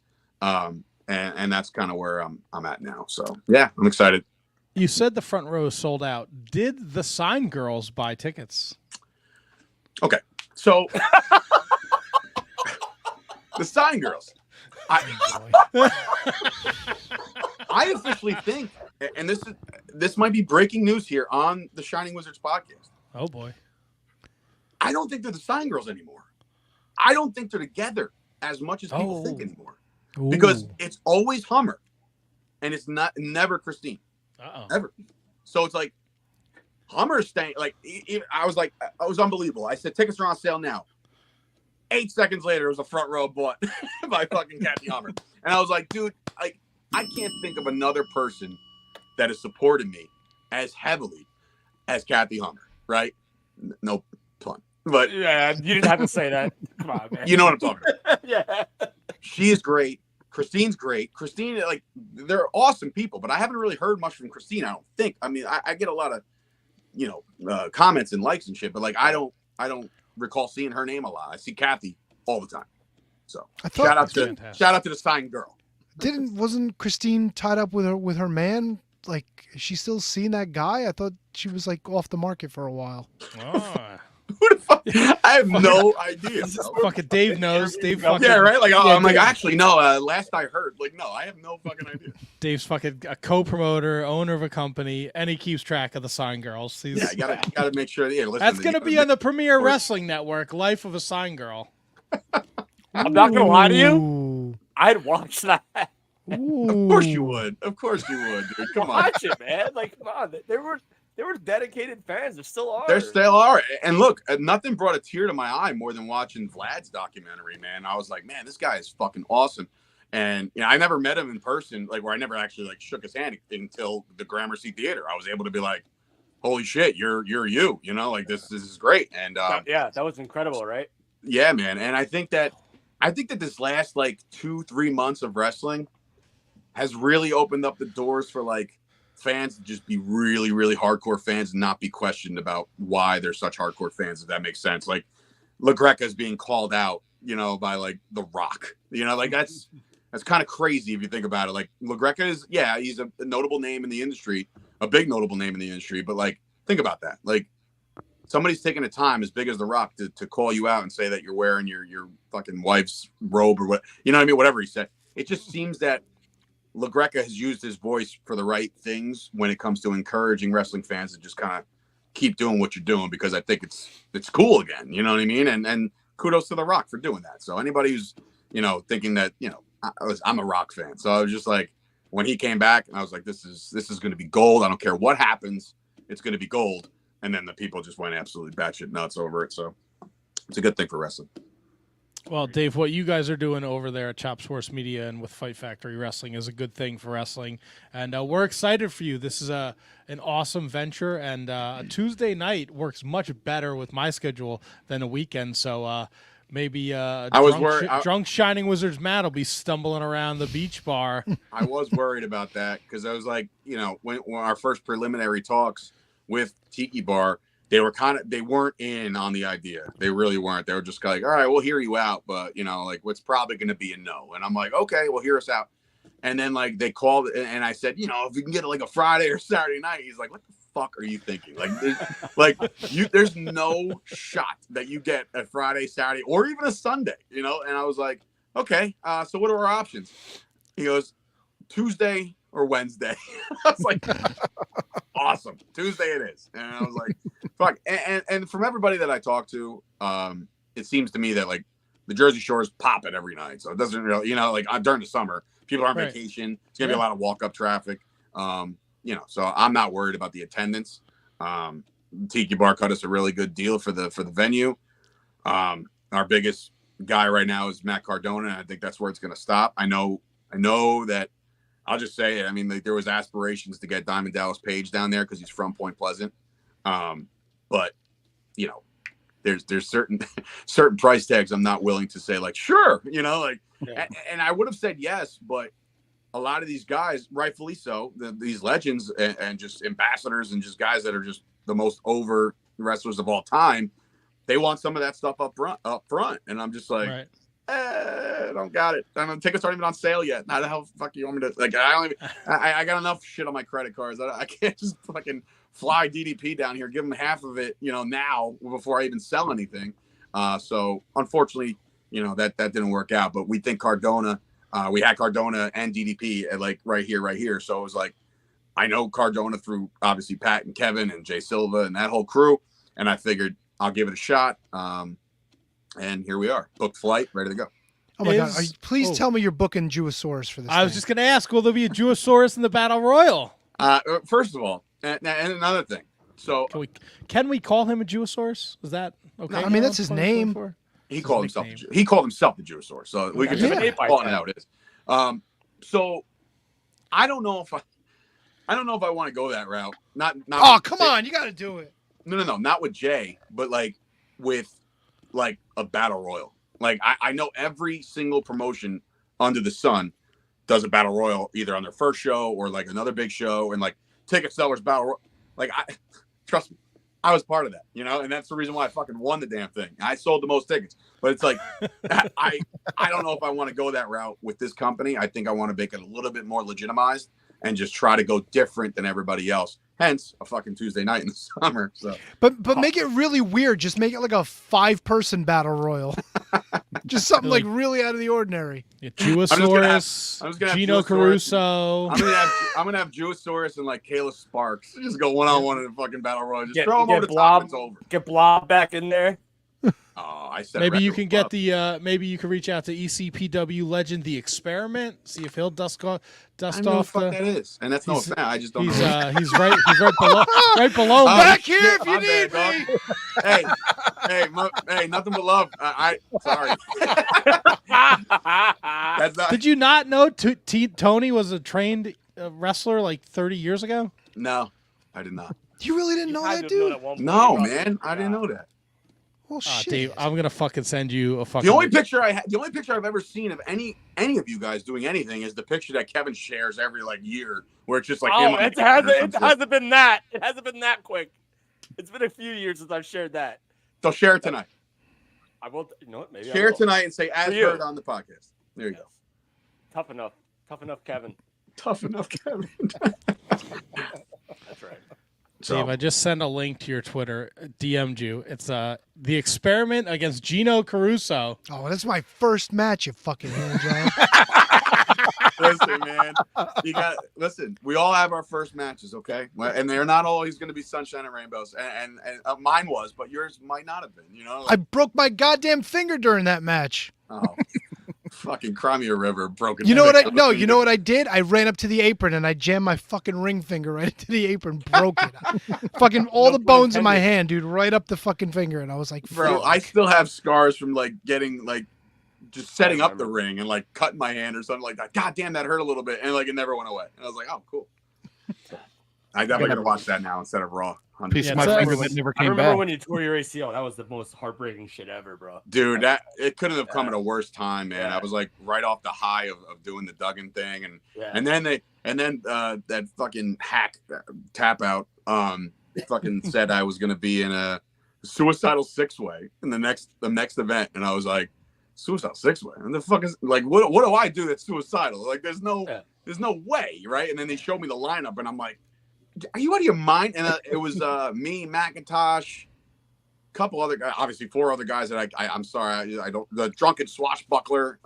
Maybe like that's a great pull. That's a great pull. Mike Tyson. Who was the Mike Tyson? Little Mac. Little Mac. Yeah, I don't know if he was in it, but we had a spot. Me and McIntosh had a spot where he was going to let me spear him through the ropes. Like he was going to be on the outside, and I was going to go through the ropes, and we were going to go to the outside and make this big fucking thing.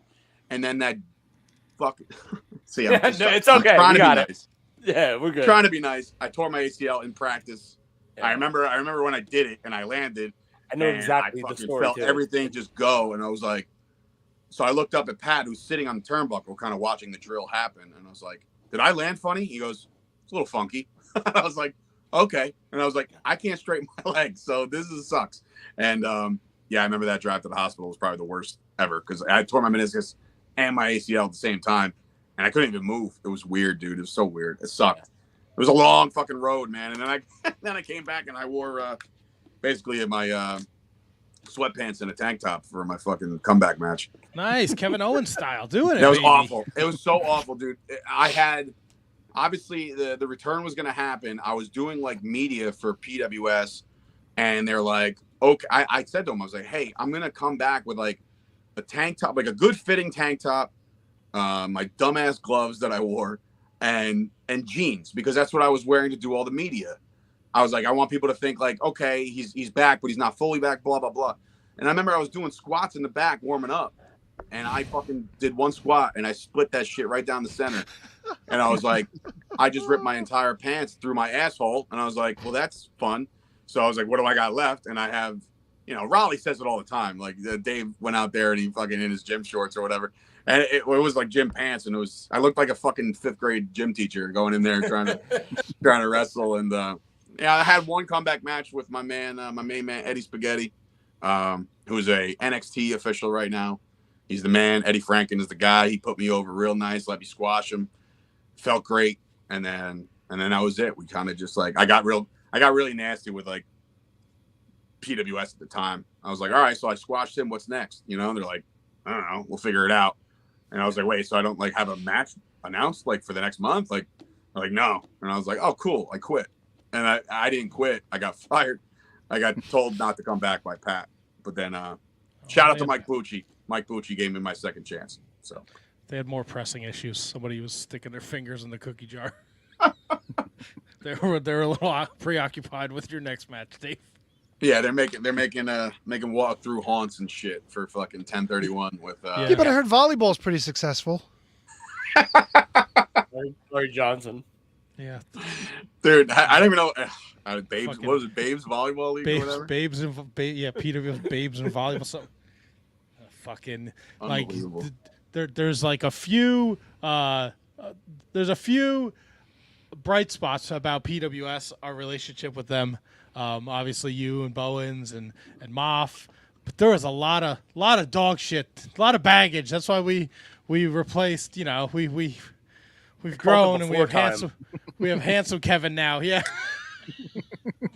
Before Voldemort and after Voldemort. Who the fuck is Voldemort? Don't worry about it. On now, dude. Don't worry about it. 2 and 4 together. I'll text you later. Okay. Yeah. Fill me in. I feel like I'm away. There used to be a 4th, and then there wasn't, and then we brought in a 4th.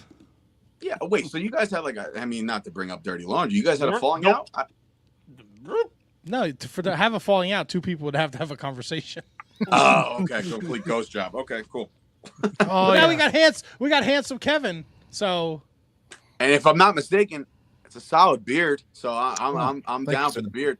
You can go to madcatbeardcare.com and then get yourself some Premier beard. That's how mine looks so luxurious right now. There it is. That's how you close a show, with a plug. Yeah, who would have thought? I mean, my life. You didn't right talk now, about my fucking beard. Your beard sucks, bro. What's wrong with my fucking beard? Look at it. I like your beard too. I got the gray thing going. Hey, listen, I like the beard. I have to shave my hair on my sides like every week now because it's just like, holy shit, I've gotten grayer and grayer every week. It's nuts. Yeah. That's what kids will do to you. Oh, fuck yous all. I got to shave my back once a month. Getting old sucks, bro. Get yourself one of them man groomers that you just kind of. I did. They all fucking get knotted up with all the hair. Wow. All right. That's a TMI, bro. Nobody needs to know how much of a fucking gorilla you are. I make George Steele look like a fucking one of them hairless cats. What was that for a visual? Dave, this is a swell. That was good. Yeah. Well, Dave, we're excited. July 16th, War on the Shore for Fight Factory. Of course, at Chop Sports Media, you're doing all sorts of great things there. Fight Factory CS on the Twitter machine, at Watch Premiere on Twitter, and of course at Dave Sturchio. It's been going across the bottom of the screen all night between your Twitter plug and Eventbrite, warontheshore.eventbrite.com, where you can get your tickets. And Dave has a link tree with all those links there. I'll put it in the show notes when this is published as a podcast. But Dave, this has been awesome catching up. We're so happy to see you being oh, Nelly, here we go. See, this is not an episode of the podcast unless Nelly jumps up here and shows you her butthole. Can you not sit on my notes? We're so happy for you. You worked hard to get to this point, and we wish you nothing but the best. And hopefully my schedule works out, and I take a trip down to Point Pleasant. I'll drag KJG with me. Tony don't leave the house anymore because he's fucking old. Tony, he goes to bed at like 7 o'clock, dude. It's one day. It's in the summer, Tony. I fully expect you to be there, man. Would you accept Tony? And if we put Tony in a guinea tee, black socks up to the knees, guinea tee tucked into the shorts. If you do that, and you show up like that, I'll personally let you fucking ring announce one match. Just like that. You have to dress like that. Former Tier 1 commentator Anthony Zatkos in the house. Oh, government names. What are we doing? Fuck you guys used my fucking full name 2 weeks ago. Did we? No, we didn't. Yeah, somebody. Yes, I always let it slip. Come on, Nelly. Well, listen, guys, I really appreciate the opportunity to come on and promote the show and a lot of do all people that. here for you, Honestly, buddy. You guys, honestly, and I shit you not, it was the podcast that I did with you guys. Either it was the Drew Gulak show or the Hacksaw show, one of those two. You had me in studio twice, and you guys gave me the absolute bug to do all this shit. So like, I leave Shining Wizards responsible for everything that I've been doing media wise, because I knew as soon as I sat on Tony's basement couch or whatever, that I knew I was like, this is what I want to do. And I want to host my own show. I want to do all this cool shit. I want to have fun and talk wrestling and get together with the boys. So thank you guys. I apprate that. Oh, thanks, Dave. That's now, awesome, if you dude. could Thank get you. Pat McAfee to mention us, we'd be doing good. My boy. Hey, real quick, Dave, what do I got to expect from that left tackle we got from Dallas? Tyron Smith. You can expect to get what he's got left. He's never a fully healthy guy, but when he is, he's one of the best in the game. So I think it's a great insurance policy for Mr. Aaron if he's not fucking running for vice president or whatever the hell he's trying to do. No, that's It's been debunked. Yeah. Yeah, I was my heart bled like for the Jets fans this year. I really did. Like 4 plays into the year, it was like the day after my birthday. I was like, hey, the Cowboys already got their win. I'm going to sit back and watch Rodgers do his thing on Monday Night Football. And it was like fucking 8 seconds into the game. I was like, is he sitting down? Is he okay? And I was like, oh my God, like this whole thing is happening right before our eyes. And so I'm excited to see the Jets get back to business. Couldn't have this happened year. to a better team. Easy, big fella. Dave, thank you so much, man. I appreciate you, that guys. little last minute. Absolutely, man. Appreciate it. Enjoy the rest of your night, fellas, and we'll talk soon. Be good, Dave. Be We'll good, talk Dave. soon, Good brother. seeing you again, brother. Dave's gone. Big old Dave guy. Hey, guys. Hey, how are you? Oh, look at this. Look at this. Oh, my Canadian flag fell Oh. over here. Oh, I'm waiting for fucking Larry to fall off the chair over there. He will never. No, because he's made of fucking stone. He just sits there, Old granite man. hunk of shit. Hey. That's not The nice. fuck, man? Hey, what Yeah, the I'm fuck just are you, really bro? aggressive. I don't like Larry Zabisco. What do you want from me? It's an issue. Tony, before we were joined by our guest, you're talking about Mount Everest and people climbing it and such. Less than 0.5% of the people that have climbed Mount Everest have died. I think Darby will be okay. Nah. Because he'll try to You fucking waited jump this off the long top to of bring it. that back up. Less. He's oh been man, holding this. I've been Yeah. sitting on it. I've been waiting. Yes, less than 0.5%. It's not the only thing you sit on. Yeah. Oh, yeah. Spinner. He lets it linger. I've never had a nosebleed while I was taking a shit. Yeah. All right, Dude, enough. dude, Yes, dude, nosebleeds dude, while dude, shitting. dude. Wonderful. Feces Get some new and sound peepees and bites. all this Yeah, stuff. peepees and peepees and peepee on me. Fucking Gwen Stefani. What are we doing? Free the pussies. Hey, your ride's here. Get in with Jumanji. Fuck you. Bye. Jumanji's waiting for you. Oh, You crap. Fucking piece of shit. Fuck.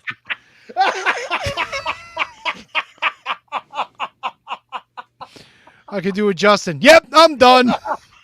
It's over. Kapow! I mean, I don't think we're topping that. Fuck you. Yeah. KJG, give me 3. I got you. Ladies and gentlemen. Fucking McGraw? One more time, Matt. No, fuck you, dude. Back up to this. We'd like to thank each and every one of you for tuning in every Monday night to listen to The Shining Wizards. If you'd like to continue to support us outside of listening, we've got a few ways for you to do that. If you shop at Amazon, go over to amazon.shiningwizards.com, do your shopping as usual, and when you make your purchase, a little bit of that purchase price will go back to support the show. If you like to wear t-shirts, merch.shiningwizards.com will take you to our Pro Wrestling Tees store, where we've got over a dozen great designs from over 11 years of professional wrestling podcasting. You can become a Patreon supporter at patreon.com/wizardspodcast, and the more you support us, the more things that you're entitled to receive, and believe me, they are fantastic. Continue to listen to us wherever you listen to us on the World Wide Web, and make sure you like, rate, review, subscribe, do all that good stuff. Helps us out, and we can continue to bring you the love fest that is the Shining Wizards.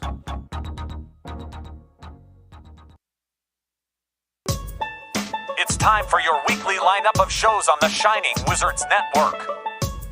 On Mondays, check out the latest from Gorilla Brain, featuring the year of Duke and Rogue, covering the history of wrestling year by year.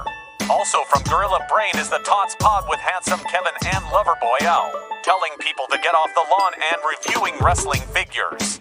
Also on Mondays, get your horror fix with 30 Screams or Less featuring Steve and Corey, where they review a horror film in 30 minutes or less. Monday nights live, it's the Shining Wizards, where it's wrestling talk and talk about wrestling.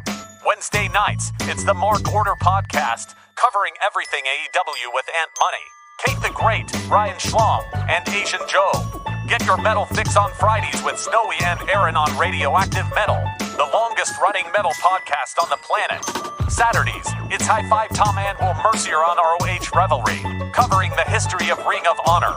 On Sundays, it's Inconclusive Breakdown with Justin and Vince, covering the week in pop culture, politics, and more. The Shining Wizards Network also features other great shows, including Bread Club, where Kieran and Matt cover everything New Japan Pro Wrestling.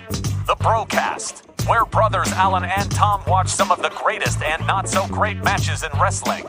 Turnbuckle Throwbacks, where the Impact Playa Phil Rhea discusses current wrestling while paying homage to the past. And Wrestling Night in Canada, where Snowy, Matt, and Dustin put a north of the border perspective on the world of wrestling. Enjoy all the great shows on the Shining Wizards Network. Entertainment, here. For centuries, women have tried to enhance the size of their breasts because women know that itty-bitty titties just don't stack up. After all this time, 21st century technology has provided the ladies with a modern miracle of science. Introducing Curve Crafter 5000 for the ultimate in cleavage construction. A technological breakthrough with 2 simple suction cups. Ladies, you can suck your way to the size of your dreams. And if you act now, you get the sweater stretcher absolutely free to guarantee firmness and a full bosom that people with any pronouns will enjoy. For the Curve Crafter 5000 and the free sweater stretcher, call now at 551-333-1030 for only $29.99 plus $5 shipping and handling, or send check or money order to the address on your screen. Yes, ladies, you can suck your way to the size of your dreams. Itty-bitty titties just don't stack up. That's some clever wordplay. I don't care. Yeah. Oh, you don't care? I don't care. I don't care. Were you laughing at me scratching my nuts before I was getting back in my chair? Oh, man. It looks like you're trying to get yourself off. I was digging for Yuli's gold. I was like, what the fuck? Yeah, I don't know, man. Something's itching. I got to get checked out, I guess. Yeah, I got some leftover Irish soda bread. By the way, did you guys enjoy your St. Patrick's Day yesterday? A little corned beef, a little cabbage for anybody? No. Yeah. Sure. No. No? No. Nope. Wow. Awesome. KJG, my man. Got a little corned beef sandwich and got my dad a little corned beef platter, which was corned beef, cabbage, and potatoes with Irish soda bread. So, who made it? What place? Dylan's in the valley. Nice. Right down the street, walking distance. Good for you, man. Corned beef's good as hell. It was delicious. They make the best corned beef in the state. I'm convinced. Corned beef's amazing when it's done right. Oh, wow, this is riveting. Horrible. Why not, man? Horrible. I was loading up on the cabbage. Oh my God! So I went. You're a fine Irish bastard, aren't you? My nephew turned 6 on last week, so they had a party at my sister-in-law's house on Saturday. Piece of shit. And I jerk felt off. bad because I took my mother-in-law up there, and they served barbecue for lunch. Dude, I farted when we got in the car. I had to fucking open the windows and apologize to my mother-in-law. It was putrid. Yeah, I would call your doctor as soon as possible. Fucking cutting gassers in the car. Dude, I felt so bad. Like, I thought, like, oh, because, dude, my stomach was hurting. I was all gassed up, you know? I felt better. All right. Scott George says, you guys are knocking it out of the park with these guests. Tropical says, the earbud was out during the commercial. And she was like, what the fuck are you listening to?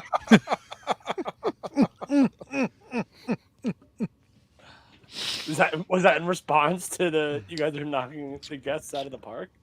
No, I would assume that was perhaps during the Tony's or our sponsors commercial, the titty. What's it called? Oh, the Curve Crafter 5000. There you go, Curve Crafter 5000. Yes, Gotcha. makes the ladies' bosoms bigger. Could suck your way to the size of your dreams. Right, and then you can get the sweater stretcher. Absolutely free. Only 6 to 8 years. Dude, Get that's it part now. of the deal, man. You get the girth, what they call it, girth, the girth. voluptuousness. Yeah, like what do you call it? Like The width? no, like the enhancement, I guess. And then you get like the lift. Fucking So you get the rip-roaring, stretch and the rootin' lift. tootin' It's like a time. 1-2 kapow. Kapow. I don't know, Tony. I have to figure out it. I think you're on your own planet. Is there any way you could turn those up? Like they always Yeah, sound so a little quiet. bit. Yeah, a little low. Can you boost that shit? Boost the shit. But I love balls.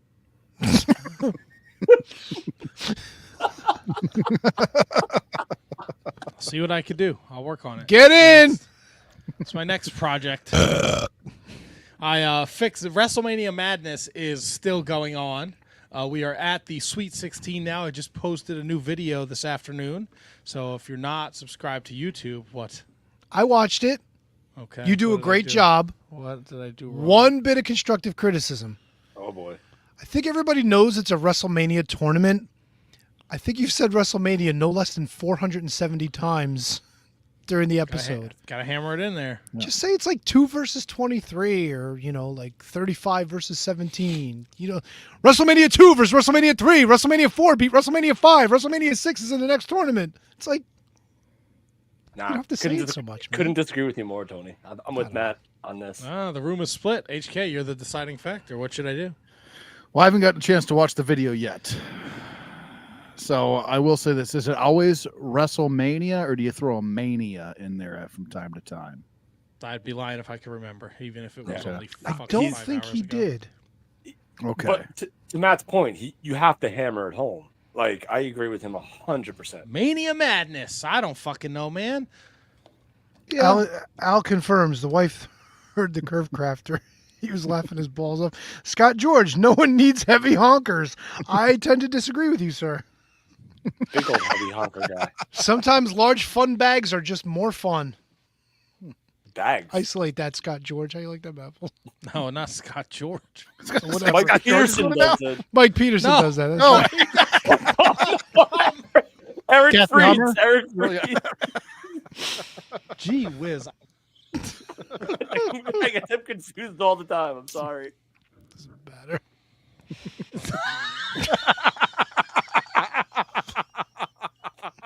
That wasn't nice. Get in. Yeah. Shut the fuck up. Oh, here comes the train. We getting on? Let's do it. Our drops are better than anything we got. Tony, are you playing? Because you can barely hear whatever you're playing. Oh, seriously? The honking of the car horn is very faint. Are you serious? Oh, no. I might have to check my shit. Fuck. Well, didn't your fucking Wait a Mac have minute. AIDS? What? No. It should be. Fuck. You know what? Maybe it is quiet. I don't know. Fuck me running. I gotta change my settings. Let me see something. Yeah, you're right. My bad. Let me try something. Now I'm the gonna fucking fucking crash the expert. entire thing. All right, I'll crash it off while you do that. Can you still hear me? Yeah. Why? All right. How's this? There we go. That is much louder. Much louder. Just what I was hoping. way more obnoxious. And perfect. We getting on the train?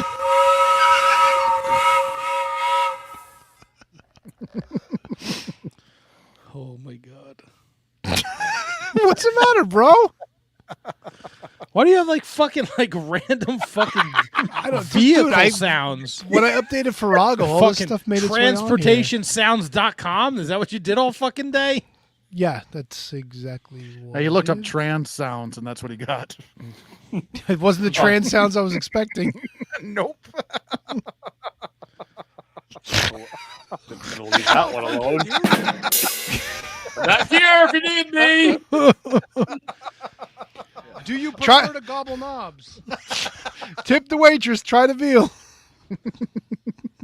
And the knobs. Do you have perhaps a boat? Do you have a boat horn? Maybe a Ooh, tugboat you have horn? tugboat?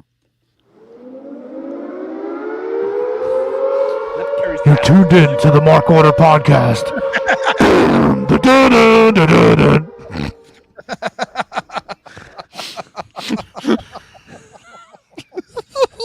Are you fucking stupid? No, you are. Durr. No, you dumb piece of shit. It's kind of hot. I'm not gonna lie. Seriously, bro.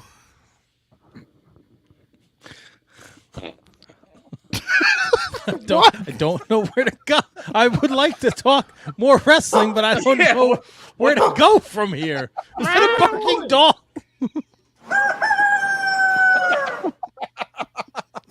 Well, top of the morning to you.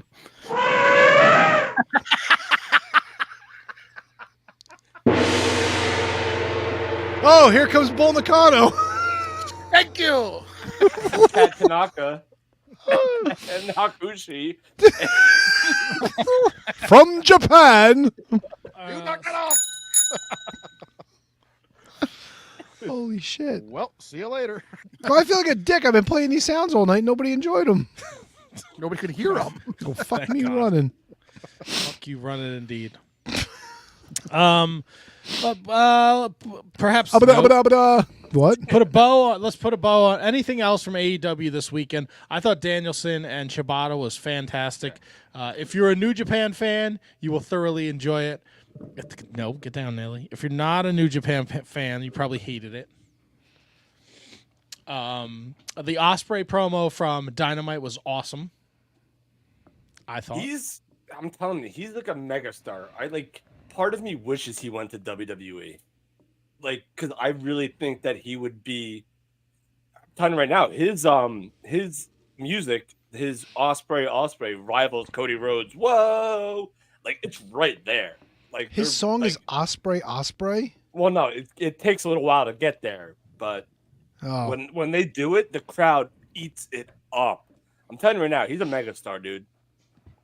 Mega star. I heard he also cut a promo when they first signed him saying he couldn't wait to go to WWE either. Yes, he's gonna. Him and Mercedes were high-fiving each other.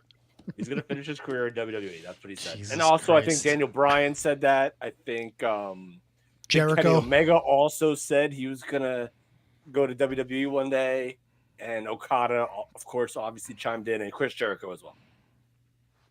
Of course, Jericho did. Anything else of note from AEW? There's a tag title tournament going on right now. Another tournament, eh? Well, Sting retired, so they have to relinquish the tag titles. Darby's hurt now too, which is Darby's actually kind hurt, of a nice little unfortunate escape plan. Old dangly ankle. Old dangly ankle. So there was a wild card match on Collision.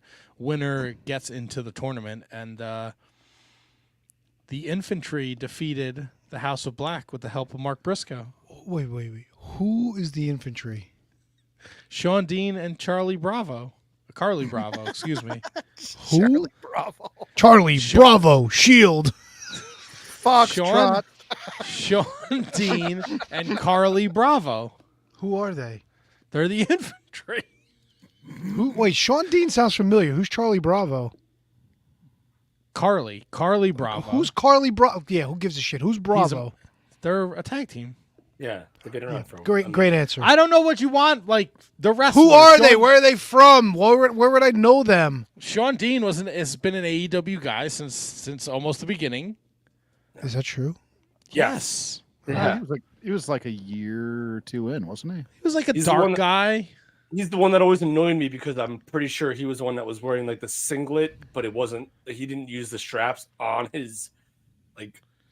They were just like pulled down, and he wrestled the entire match with singlet straps pulled down. Oh, like Cheeseburger Eddie.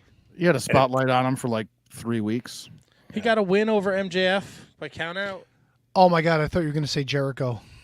He's and then Carly Bravo's from the Nightmare Factory. He started in 2020. He's worked some AEW, a Ring of Honor, their tag team, GCW. He's been there. I want to say they're both Monster Factory guys. But And what team was the House of Black? The House of Black team was Matthews and Malachi? No. Really? Matthews and Matthews King. and Bro- Matthews yeah, and King. Matthews Brody. Right. But it's obviously to further the feud with Briscoe and his deal with the House of Black. Yeah, and it was a wild card match, so it gets them into the tournament, and they have to wrestle FTR now. For that. This is my happy face. Does your happy face? Here, Tony, I'm going to hit you with some news that might make you happy. Oh, please. Thunderbolt Patterson. Jim Ross thinks this will more than likely be his last year as an announcer. That's kind of a bummer. You don't think? I thought you would have been happy with that. He's never on fucking TV. Yeah, but it's like the end of an era. You know what I'm saying? Like he's not really up to the standards that he used to be because he's a grumpy old man, but still kind of sucks. Like, you know, this is the end of the road for JR. I'm going to say something, and maybe people will agree with me, and maybe they won't. His era ended when he got to AEW. You don't like the fact that he was calling him out for bullshit? Look, I don't think he was great when he got to AEW. Because he was calling him out for bullshit. No, he it has was nothing. Zero fucks given JR. It has nothing to do with. That's what you want, right? If there's bullshit, you want them. I just think. Yeah, but he was calling out like kayfabe, like not kayfabe bullshit. You know what I'm saying? Yeah, and he wasn't enhancing anything. He was like just calling out bullshit for calling out bullshit. Like we've mentioned before, like he was like JR podcast, JR on commentary. Whereas like I will say this though, I will say that like his commentary on Sting's last match pay-per-view at Revolution and even the main event was actually pretty good. So HK, I don't know how you feel about that, but like I thought that he actually rebounded very, very well, and he was actually a pleasure to hear. So I've always been a fan of JR. Like I've always enjoyed his work. I think he's fantastic. I mean, there obviously you can make fun of him for the sound bites and all that, but as far as like painting a picture, you know, on the play-by-play call, he did a great job. And especially if there was story behind the match you were watching, he added that much more to it. And when he got to AEW, and he's been limited for that. I don't think was there a time when he was calling every Wednesday? It was short if there was. I think it was before he got the leg cancer during the pandemic, right? He was on every week. And I enjoyed his calls, but you could tell even then that he felt like there was story missing. You know what I mean? Like that's the way I felt watching it, and the pace of the matches, like that, it was all too quick, and you could tell it. I don't know if I'm right or not, but it didn't seem like the kind of wrestling that he enjoyed. Just that's the way I perceive, like listening to him call the match. It didn't seem like the kind of wrestling he enjoyed, and I think that took away from his ability to commentate on the matches. Right, like he would like call people out for like standing outside the ring waiting for a dive. Like he would call like, and he's not wrong. Like that. No, he's not wrong. But it's like that's silly. Why would you just do that? Like he's calling out. I think he stepped away from this now because now there's the 3-man and Excalibur and Tony are more of the play-by-play guys, and he's literally just there to add the garnish. So like when he first came in, he was like gung-ho, like I'm gonna be the main guy. Mm-hmm. But he just literally like called out, like Tony said, called out his own company for the wrongdoings in wrestling matches, which was just made me really, really not a fan anymore. But I think he came back. I think he's stepped it up. The big problem always from the beginning was, we talked about it with JR doing his podcast. Like, Tony Schiavone just fucking thinks he's there to have a great time.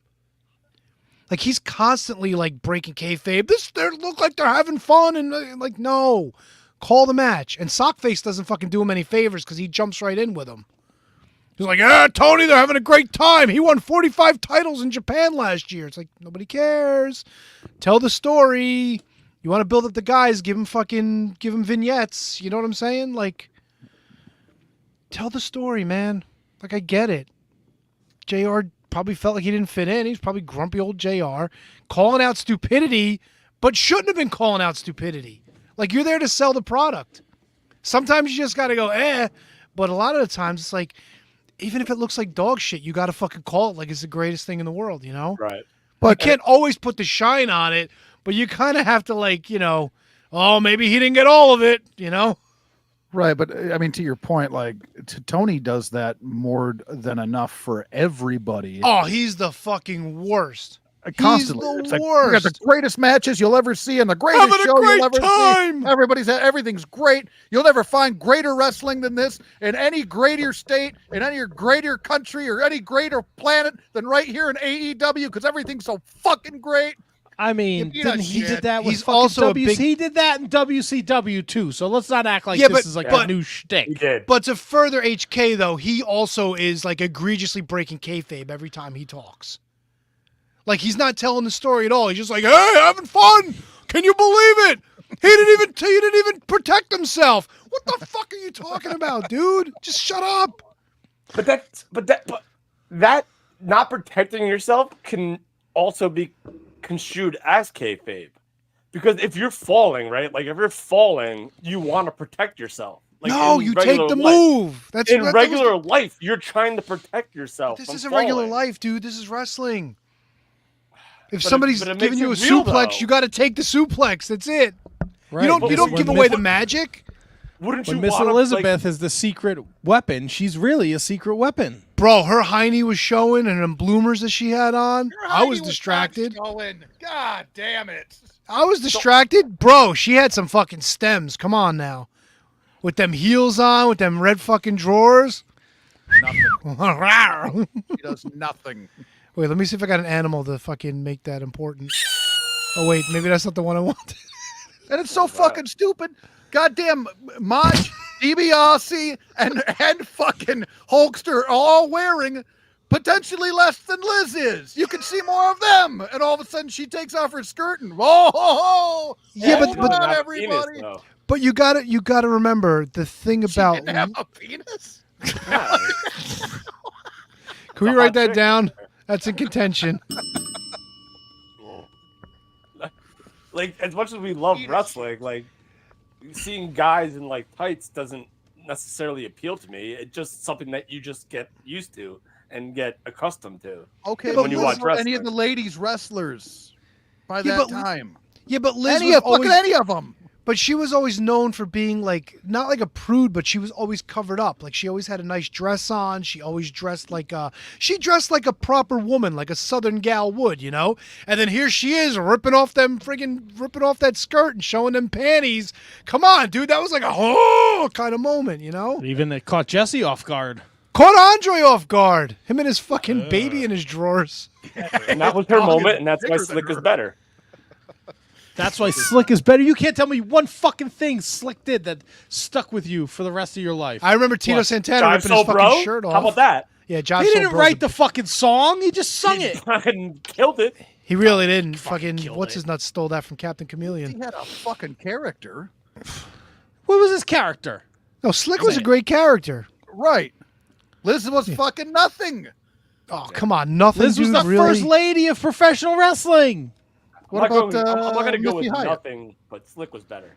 Missy Hyatt was fantastic. Missy Hyatt does not get the credit she deserves in what she did in the wrestling industry. That's a great call. No, she got a lot more than credit. God. Settled out of court, buddy. We'll never know. We'll never know. Oh, there was a lot more than that. NDAs.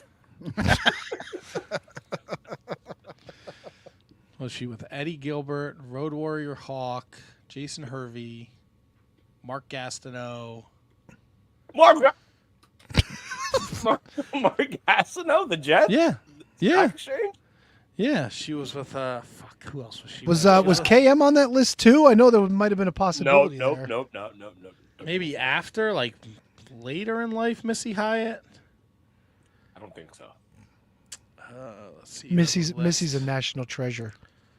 She should stay dude, buried. in the UWF and World. I'm gonna have to listen back to that. I probably stopped. Dude, all of I'm your fucking joke. Bobby I'm Heenan sorry. this shit. I don't give a shit anymore, man. Fuck. She was No, she was great in WCCW and UWF, man. She was fucking awesome. Of course she was. And they brought her in. They brought her in for a cup of coffee in WWE in the 80s, and Yeah, 87, right? they made her interview the Can-Am Connection, and it did not go well. Missy's Manor. Yep. I think I still have the WWF magazine where they had the picture of her to advertise Missy's Manor. Oh wow. And it did not last long. No, it didn't. They Not taped many a bunch of people did. shit. I think the only episode I remember was the one with the Can-Am Connection. If they had any other ones that they taped and they never aired, I don't know.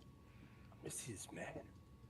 Yeah, Missy's Manor. She had like the couch set up with like the. She's like, the got living room kind of deal. YouTube has one with her and Adrian Adonis. Wait, Adorable or Relax with Trudy, Adrian Adonis? Probably Adorable by that point. Which is probably why they pivoted to the flower shop. Hi, welcome to Missy's Manor. You know, a few weeks ago when I found out who were going to be my guests, I had to wear pink for them. Please welcome Mouth of the South, Jimmy Hart, Yep, and it's adorable Adrian Adonis. The Booing crowd. the fuck out of her from day Yeah. from fucking second. She was one. terrible. That Oof. delivery was not good. Oof. It's like Dominic Mysterio heat right there. Dude, there's YouTube. I guess she has her own YouTube channel. Oh, what is this? What is it called? Missy's what? Missy's Hideaway?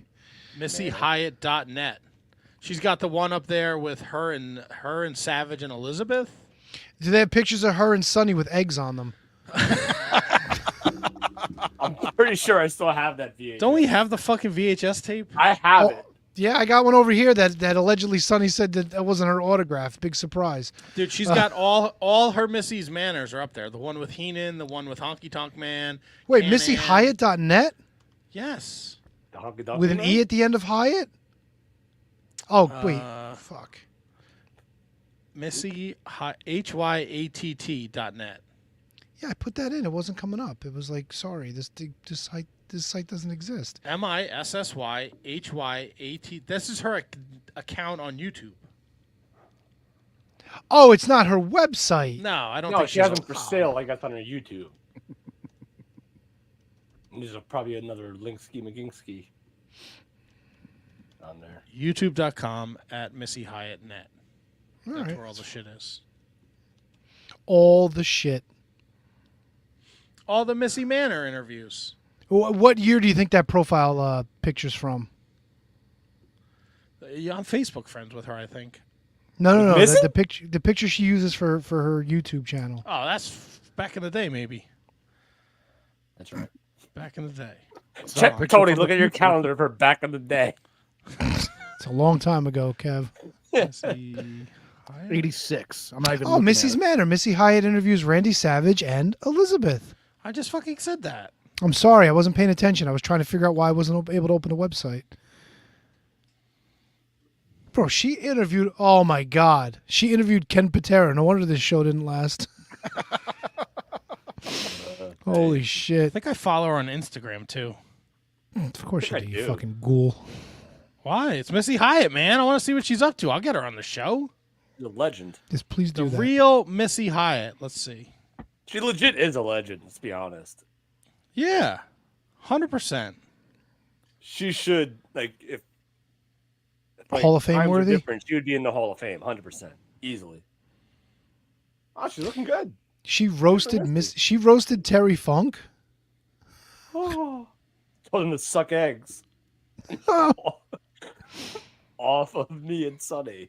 I was gonna say I was wondering if that was a cremation joke, but clearly it was not. Nope. Well, it was a cream joke. I don't know about the Asian part. Easy. It's in a I didn't Cadbury say Asian. I commercial. said Asian. Relax. I said easy. Yeah, where'd you get a Haitian? Wait, did you say Haitian or Asian? It was the second part of cremation. Oh my goodness What, gracious. cream Asian, right? Asian. I didn't say Holy Asian. shit. Stop. Relax. Do you know who makes the name of these shows? This guy. Over in WWE world, the road to WrestleMania. We're like 3 weeks out of WrestleManias, guys. Like it's coming. We're coming down the pike here. Jay challenged Jimmy to WrestleMania 40 match. I'm coming. Oh yeah. Sami Zayn beat Chad Gable to become the IC #1 contender. I don't like that. You want a Gable? Look, right? Triple H is doing his thing. Whatever. It's a new regime in the WWE. We're trying to make new stars. Gunther has gone as far as he can go as the IC champion, right? So figuring we come out of WrestleMania, we're going to France, we're going to Belgium, we're going to wherever. They're going Paris, whatever. They're going all over the place. Toronto. So we need challengers for these two WWE champions, whoever they are going to be. And Gunther seems like he's in a position where he's done everything he could for the IC championship. It's time for him to go up to the next level. Right. Why not? Like the Chad Gable Sami Zayn match was fantastic. I caught the end of it on Raw. Why wouldn't? And there's still time. They could turn it into a 3-way where it ends up being Chad pinning Sami Zayn, so Gunther still looks good. He doesn't lose the title. But why wouldn't you try and I don't think Sami needs the rub, but I think of Chad Gable. Why is it so hard for me to speak? Is the guy that dethrones Gunther? You instantly make like a mid-level superstar out of a dude who wrestles his balls off and is very entertaining. So I disagree with you. In philosophy, I do agree with you. But I disagree with I feel like Sami Zayn does need the rub again because of that storyline of him losing and then trying to get back to his WrestleMania moment. And I feel like because Gunther is such a big star and Sami Zayn is he still gets the pops, he still does all that stuff, HK. But I feel like him going up in a main singles match at WrestleMania is actually the best case scenario. Chad Gable had a great match with Gunther not too long ago. Tremendous match. But I feel like Sami Zayn is deserving of a top tier singles match at WrestleMania. I'm not mad at Zayn Gunther at all. Like at all. I do love Chad Gable. I would love to see him with an Intercontinental title run. I don't necessarily know that, like to Double T saying that he's done everything he can do. I don't know that that's the case. Now, I think that he should be elevated, but the top of the card is pretty thick right now. Loaded. And I don't know that taking the belt off of him right now, ending that, that historic reign is necessarily the way that I would go. I would love to see him carry on with it. If they do make a switch, I would love to see Gable because Gable's unbelievable. He's super entertaining. I think the only knock that's ever been on Gable is his size. And when you watch him work with Gunther or you watch him work with anybody, his size does not stop him from working any style of match. He is insane in the ring. So I wouldn't mind seeing Gable with an IC title run, but I don't know that, Gunther can carry that and he can build, he can build some guys while defending against them. Right. And he's really good. And Matt, I know that Otis and Akira Tozawa are in that a qualifying situation for the tag team ladder match. Yes. So I'm wondering now that Gable lost that match, if they just put Gable in over Tozawa and you have Otis and Gable in that tag team ladder match. I don't know who they're fighting, so I don't know if that's KJG's referencing the undisputed WWF Tag Team Championships will be on the line at WrestleMania in a 6-pack ladder match. There will be qualifying matches. So tonight on Raw, Otis and Akira Tozawa take on Kofi and Xavier Woods. DIY's Johnny Gargano and Tommaso Ciampa face the Creed brothers. And the Miz and R-Truth will take on Indus Sher in the other qualifying match. Indus Sher? Indus Sher? Oh, Veer and Shanky? Shanky, yeah. Shank Bottomus. Yeah, so all right, so then scratch that Chad Gable thing, because if they're playing, New Day is definitely going to be in the match, so they're not going to win that match. So, but, I don't know. Like Punk's hurt. If Roman loses, which we all think he's going to, he's probably going to go into that feud with The Rock. So Roman Reigns isn't going to be at the top of the card. Do we instantly turn Seth on Cody, or does Cody get a win under his belt? There's the history with Cody and Gunther from the Rumble 2 years ago. There's also, don't forget, Gunther interrupted Seth Rollins before the Rumble, so there's history there too. And we don't know what Drew McIntyre's contract status is. So your top of the card isn't as heavy as you think. Damian Priest is still running around with the briefcase, but you really have Cody, Seth. Still pretty good. They've done a good job of putting people up there, Tony. Yeah. So the Drew McIntyre thing is the wild card.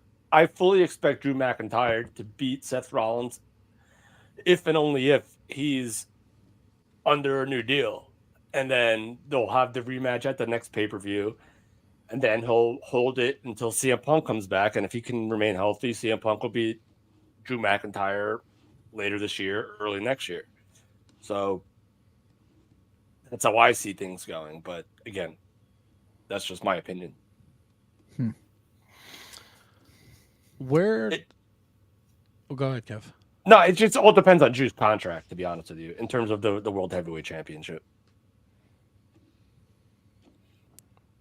Still, the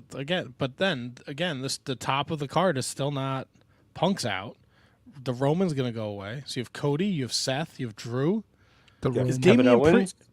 You have Kevin Owens. You have Sami Zayn. You have Jey Uso. You have Jimmy Uso. You have Logan Paul. You have Rey Mysterio. You have Seth Rollins.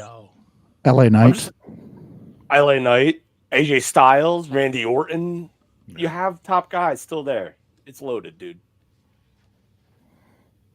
It's fair. It's all great points. Yeah.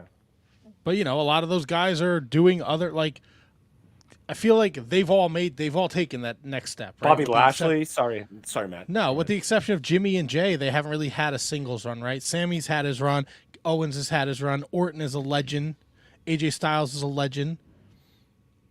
Who better than somebody like Gunther to be the first challenger to Cody's brand new championship? Oh, I'm not arguing that at all. Cody can't. He can't. Cody, dude, Gunther can't lose to Cody. Why not? How's he going to lose to Cody? He's definitely not a first. He's definitely not a first guy. Now, if they go McIntyre over Rollins, and we see Gunther and Rollins feuding over that championship. You mean if they go Rollins over McIntyre? You said McIntyre over Rollins. Because they're both heels, so that would be tough. Yeah, I know. Figure it out. Yeah, figure it out. Yeah. I think I would love to see McIntyre and Gunther in a full-fledged program. I think that'd be fantastic with Sheamus, not with Sheamus hanging in the balance, just those two. With things hanging in the balance, where are you guys with The Rock's return? Because he brings back the Rock concert Friday night. It's like he's playing the hits, and I guess that's what you want. But at some point, are we just kind of over it? I know where you're No, dude, Rock's a star. He comes out, he gets the reaction. You got to let him fucking roll. I'm not saying he's not a star. Look, if I said The Rock wasn't a star, I would expect you guys not to ever do a podcast with me again. I'm not kick you out of the studio. But, but Stone Cold comes back, he plays the hits. Ric Flair comes back, he plays the hits. That's what they do. Yeah. And the people are eating it up. I get it. I just am. And we didn't want babyface Rock against Roman Reigns. We wanted Right. heel Rock, apparently, because this is what we got, and the people are going batshit over it. So Yeah, but heel Rock is like cool. yeah, I could have done without the Rock concert. I was all in on him coming back for like being a bad guy, all in. I could have done without the Rock concert.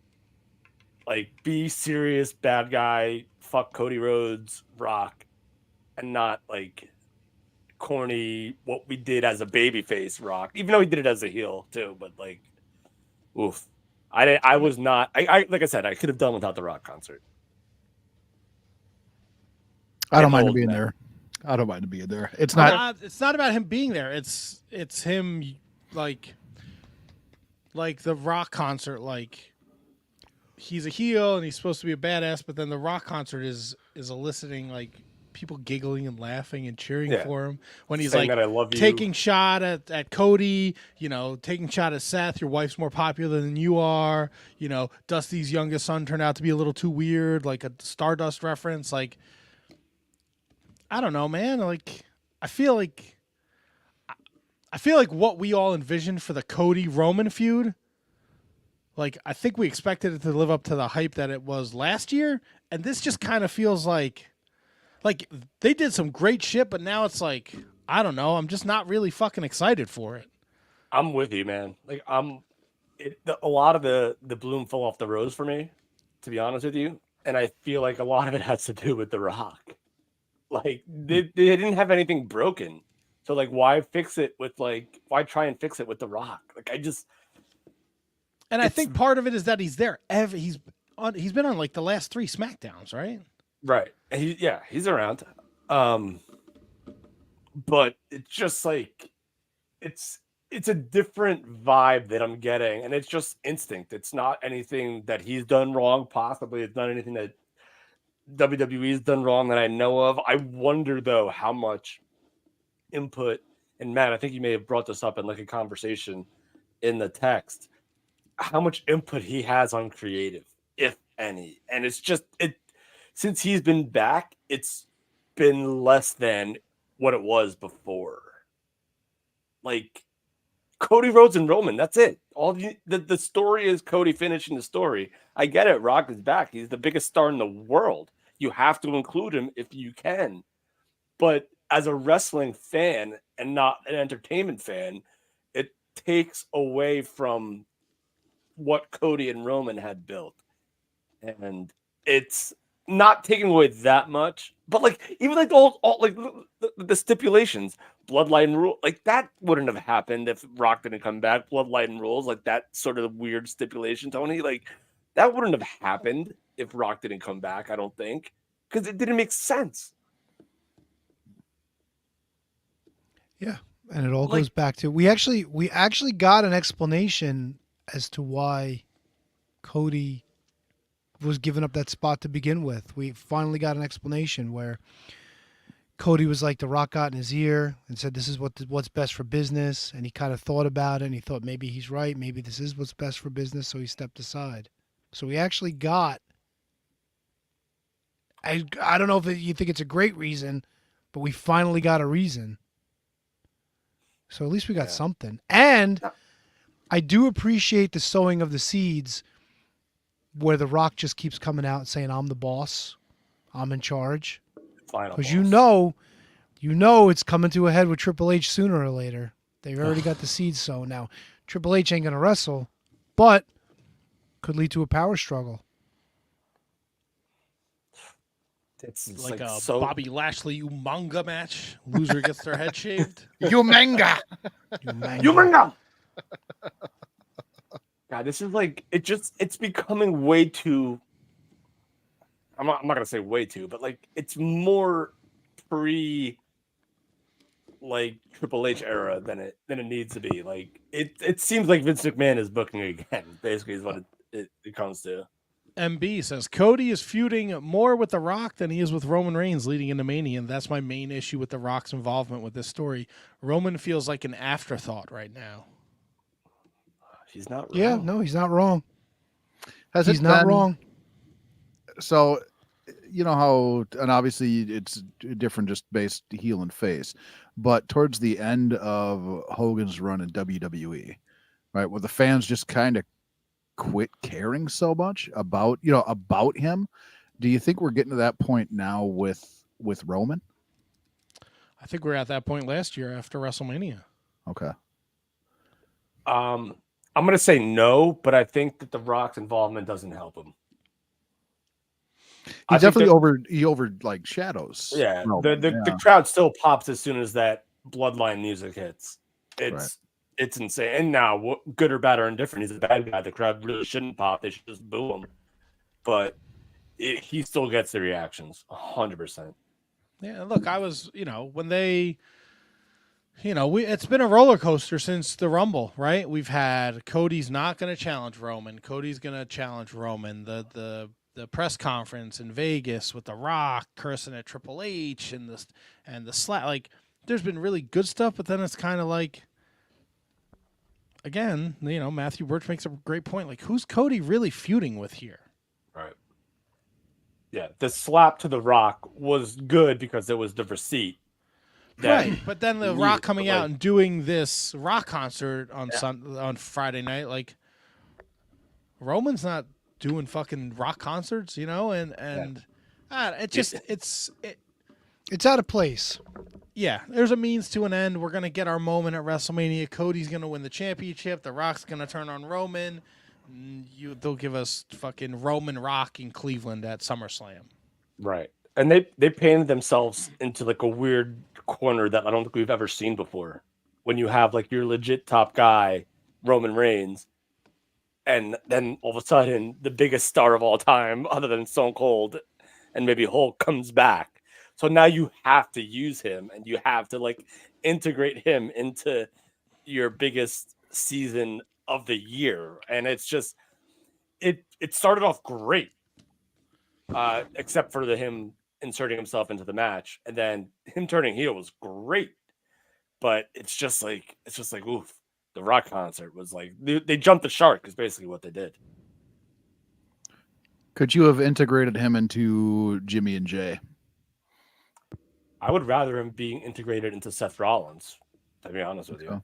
I really wanted, once Cody decided he's actually going to fight Roman, I'd rather Rock challenge Seth and try to build that championship up and be like, hey, like, there's really no story here, but you call this belt? I've held that belt. He was a WCW champion, but like, I'm going to make this belt something, and then Rollins beats Rock. That's what I would have liked to have happened. But and then the problem is, what do you do with McIntyre? There's just so much going on. Yeah, but if he's not signing a new contract, you can do whatever you want with McIntyre. True. But McIntyre's also doing some of the greatest work of his career. Yeah, he is. And they've planted a lot of seeds with him with the, I don't think CM Punk getting hurt was in the cards. So I think that really fucked things up for them big time. A couple more things before we wrap up. Thunderbolt Patterson is the latest inductee into the WWE Hall of Fame, which is it's great. It's just a weird class. Like, it's a very weird class. Heyman, Bull Nakano, Muhammad Ali, the U.S. Express, and now Thunderbolt Patterson. Yeah, very strange. It makes it doubly weird because Heyman's still active, Yeah. And he's like the biggest heel that they have in the company, other than like Roman Reigns. So like, he's gonna give this like heartfelt speech after SmackDown on Friday in the Hall of Fame induction. Then he has to manage Roman Reigns. Like, so yeah. Heyman is kind of the main event of the Hall of Fame right now. It looks like it, unless they put Bray in at some point. Unless Bob Batista comes back. Right, but that's just it's a very strange class. Like, I'm still expecting them to announce like a bigger name, I guess. Takes nothing to take away from the guys that they've announced or the gals they've announced, anything like that. But it does seem that they've done bigger in the past. I mean, Heyman in Philly is pretty huge. He's the headliner for sure. I think Heyman. Yeah, Heyman in Philly. Bull Nakano's a big get. Muhammad Ali and U.S. Express because of WrestleMania 1. It's WrestleMania 40. Thunderbolt Patterson, that might be a Rock thing. That might be like, hey, this dude was blackballed from wrestling because the promoters were racist, and like he was really good, but he never got an opportunity to shine, so we're going to give him his flowers. I know Tony's favorite phrase. I mean, he had a super, super great career. Right. But if we're not wrestling nerds, like, do we know who's, like, the guy that's watching Raw every week, does he know who fucking Thunderbolt Patterson is? There's goddamn people who don't know who fucking Kurt Hennig is. This is a very Triple H. This is the very Triple H Hall of Fame to me. Like, this is like, I know you said in the text that it's very Rock influenced, but to me, this is like Triple H putting in lesser known people, Maybe but that deserve it. Maybe Thunderbolt Patterson's a Cody Rhodes pick. He's got the pull. And but not only that, like Thunderbolt, Dusty with the promo style, lisp and all. Yeah, that's Thunderbolt Patterson. Not to mention Thunderbolt was also in Georgia and NWA World Championship Wrestling when Dusty was there, involved with the Andersons, involved with the whole kickoff of the Four Horsemen. His catchphrase was, "We gonna get funky."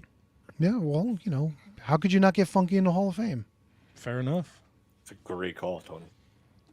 And then maybe it flew under the radar for you guys. I'm not sure, but Shayna Baszler will be wrestling at Josh Barnett's Bloodsport WrestleMania weekend. That's pretty huge, WWE contracted wrestler working independent shows during Mania weekend. It's definitely they're evolving in terms of how they do their business, which is something that's always good. I think it's more a favor though for Josh what's his nuts, because apparently I think him and Triple H are pretty close, and Shayna Baszler was involved with him somehow or other in the past. Yeah, I think she was on the first Bloodsport. So there you go. So it kind of makes sense. She's friends with Josh Barnett because she's an MMA fighter before she was a pro wrestler. But aren't there talks of more stuff like this happening? Like, aren't more wrestlers from WWE supposed to be working with GCW? I thought I read that. I could be totally wrong. But I thought that GCW and WWE are now going to form some sort of working relationship. If they start bringing fucking light tubes out on fucking Raw, I'm done. Yep. I'm done. Oh, I don't Dunzo think it would Magunzo. I don't. With all due respect to the GCW roster, I don't think any GCW wrestlers will be showing up on Raw or SmackDown. I think it's the other way. I think it's them showing up in GCW for a one-off, Oh my God, who gets Nick Gage first? Shayna Baszler. Amos. Almost. Omos. No, Amos, the cookie guy. I thought he was mispronouncing Anos. Anos. John Stamos. Quick hit on TNA. We have our main event for TNA Rebellion. April's going to be busy with picks, guys. So many fucking picks in April. Two nights of WrestleMania, Stand and Deliver, Ring of Honor Supercard, TNA Rebellion, AEW Dynasty. Oh my God. Picks out the yin yang. But Nick Nemeth is going to challenge Moose for the world title at TNA Rebellion. Also, Kevin's boy is now a tag team champion, Brian Myers. Yeah, baby. He got that gold back. Love it. That's, I also read, since I know it's not TNA, but Nick Nemeth also getting another title shot since your boy Vikingo Jr., whatever the hell his name is, broke something and he had to relinquish his Champion de Champions title. It's going to be Alberto El Patron against Nick Nemeth at Latin Mania or some shit. Triple Mania. Whatever. If Vampiro's not there farting on commentary, it's not fucking... Whoa! Play my fucking music! New Japan notes, Gabe Kidd re-signed, and Yota Tsuji and Hiroki Goto is the finals of the New Japan Cup. Awesome. if anyone was in.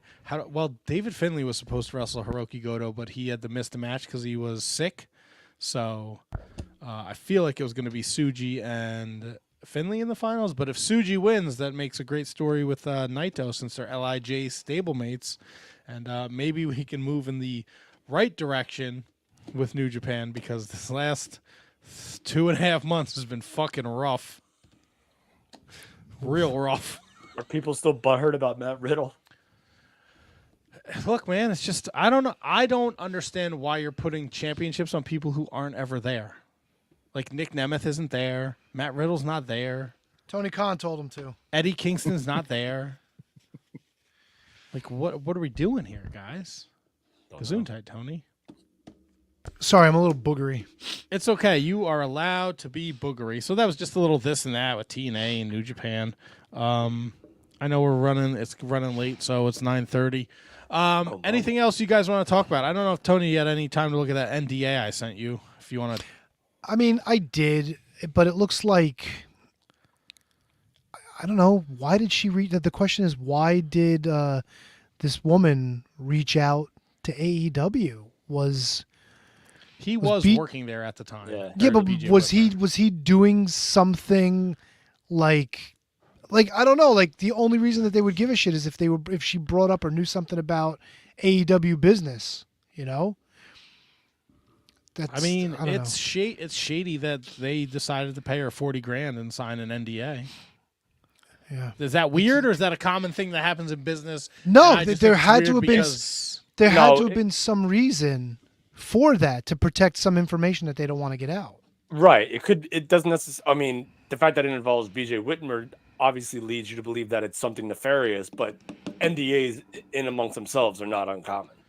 Is it like, I just thought about this. Do you think she knows what happened with Punk and Omega and the Bucks because Whitmer was there for that, and she has that knowledge? Do you think that is maybe that's a possibility? Like, maybe. But then again, Chris Jericho didn't sign an NDA though, right? Like, why wouldn't they tie him down? Maybe he's gonna make a Fozzy song out of it. I don't know. NDA. I mean, look, maybe it comes out, maybe it doesn't. I don't know, but yes, I do agree. It's pretty shady. There had to have been something that she was. Maybe if she wasn't even holding it over their head, maybe they realized, oh shit, she knows X, Y, and Z. Maybe we need to do something here. You know, I don't know. It's really weird. Hey, can I drop a little knowledge on you about the upcoming season of Dark Side of the Ring? I don't know if I want to spoil it, though. You guys want to be spoiled? You want to be spoiled? What do you got for me, feller? Well, Jim Cornette every year interviews usually one or two, if not both, of like the head guys behind the Dark Side of the Ring series. So he got a little preview of all the episodes. And one of the upcoming subjects actually worked as a dancer for Chippendales and may or may not have been arrested for being a gigolo. Which superstar are they profiling that it might be? I don't know.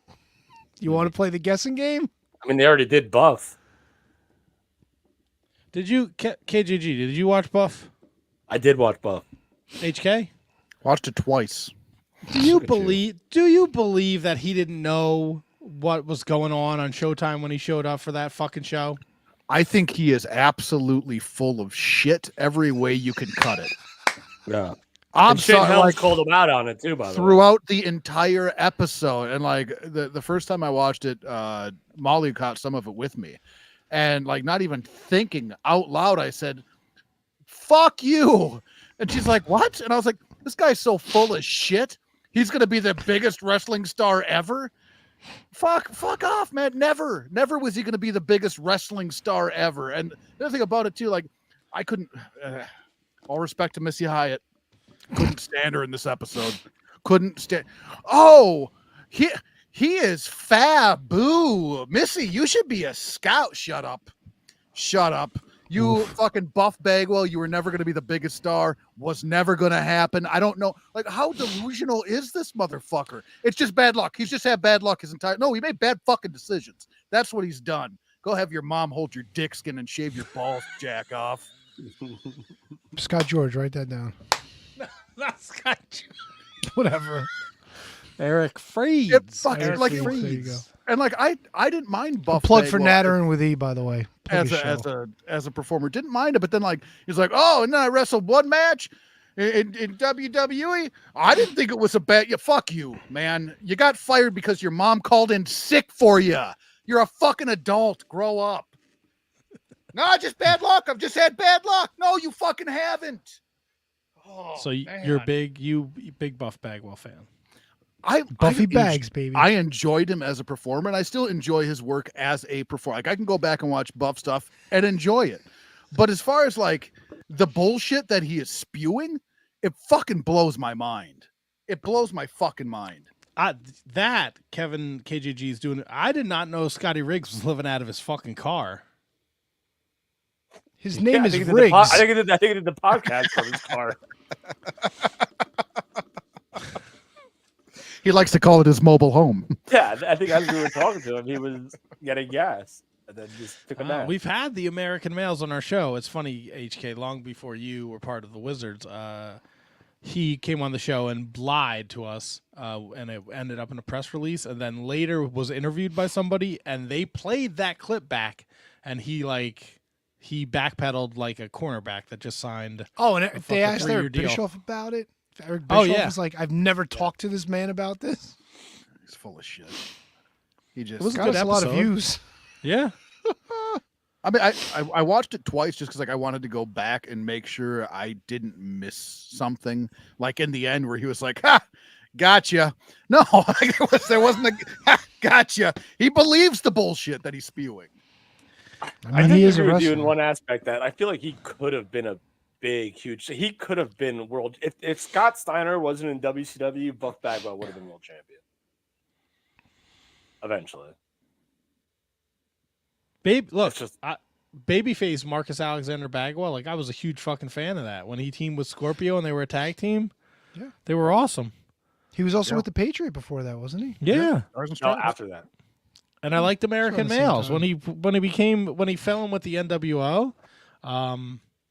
Like he was just another member of the B team. Like good old Buffy Bags. I never even took it seriously at that point. He was part of the B team, but he was a star of the B team. Yeah, he was like in between. He was like in NWO purgatory No, between. Vincent A and was B. the star of the B team. It's like being a Ring of Honor champion. Yep. And then Tony, I think. Sorry, KJG. I don't want to cut you off there, but I think Tony, your gigolo might be the beefer, buddy. I guess you'll have to find out, won't you? I will. What were you gonna say, KJG? Before I cut you off. Oh no, I was saying because like they definitely still had a lot of high hopes for Buff, and then when they formed that NWO Elite, like Buff was included in that. So like with him, Steiner, Hall, Nash, Luger, Hogan. Somebody's got to take a pin. He's like, Dad, can I get some more Coke? You got any more of that No. Coke laying around, Dad? Did No, you they buy me a still- new Ferrari? What a They fucking still had the dick. black and white. They still had Horace. They still had Stevie Ray. They still had Vincent. They still had Scott Norton. They were the ones that were taking the pins. It's a good one, Tony. I think you'll enjoy it. And then this week, we got Terry Gordy, Final Flight of the Freebird. How do you know it's not Terry Gordy who was the gigolo? You know what? That's a great question. Well, I guess fair you guys point. have to enjoy the season and find Are you out. talking about the Gigolo, or are you talking about the Masked Stranger? No, the person I'm talking about was an actual Chippendales dancer and was an escort. And it's not Right. Buff Bagwell. It's somebody Oh, else okay. who's featured in this season of Dark Side of the Ring. Speaking of somebody else, can I ask a question? Yeah. Have you heard back from Ron Bass Jr. yet? I was just going to say, we'll see if Ron Bass Jr. is on the show next week. He's agreed to it, but we haven't crossed the T's and dotted the I's, so it could just be the old wizards in the house. KJG, are you with us next week? I am not. All right, so no KJG next week. And I know Brundon is going to fill in for Tony on April 1st. Oh, Nice. that's my dad's birthday. So like, God damn. What'd you I'll throw be up in your here. mouth, dude? Yeah, a little bit. If you I'm look, tired, we can bro. talk It's been about a it long later. day. You got to do birthday stuff. You got to do birthday stuff. It's not a big deal. We got Ron Bass Jr. next week. We got Missa Kate in 2 weeks. We got our WrestleMania show the Monday after WrestleMania. The Wizards are rocking and rolling. at Wizards Podcast on all forms of social media. Turn them notifications on and get them votes in for Mania Madness. We're down to the Sweet 16. There's been a couple upsets. A couple 7s beat a couple 2s, a couple 6s beat a couple 3s. Yep. It is crazy and wild. And I fixed the graphics. Oh. You can always go back and watch the revealing of the fields and, look at me be a dum-dum. Dum-dum. The Regan. Dum-dum. But that's it, man. This was a lot of fun. Special thanks to Kyle from the Apron Bump Podcast, Dave Sturchio from Chop Sports Media, and Fight Factory Wrestling. July 16th is a Tuesday night. That works great with my schedule, so we'll see if I can get down to Mattel. What's it? Martell's? Martell's. Like Rick Martel, his tiki bar in Point Pleasant. To check out the Fight Factory. And this weekend they'll be at ISPW with the showcase episode with Kayla Sparks, who was on Rampage last Friday night, friend of the show. So that's all I got. Wow. Thanks to the 101 people watching still. Hanging out. Fuck yeah, dude. Fuck yeah, that's all the Curve Crafter 5000. Hell yeah, they want to know where to order it. You have to go watch the video. Hit the Yeah, I think fuck that's off. it, right? I got That's We're it. good. This has been a production of the Shining Wizards Network. Your executive producers are Manny Kratzo and Main Event Mike Peterson. Our producers are Danny Russoniello, Kate Hensler, Matt Garifo, High Five, Tom, Ryan Schlong, Brendan Haney, Al Day, Kathy Hummer, William Mercier Jr., Michael Hammond, David Henry Bauer III, and Keith Parker. For everything Shining Wizards, visit shiningwizards.com. And don't forget to listen to all the great shows of the Shining Wizards Network. Good.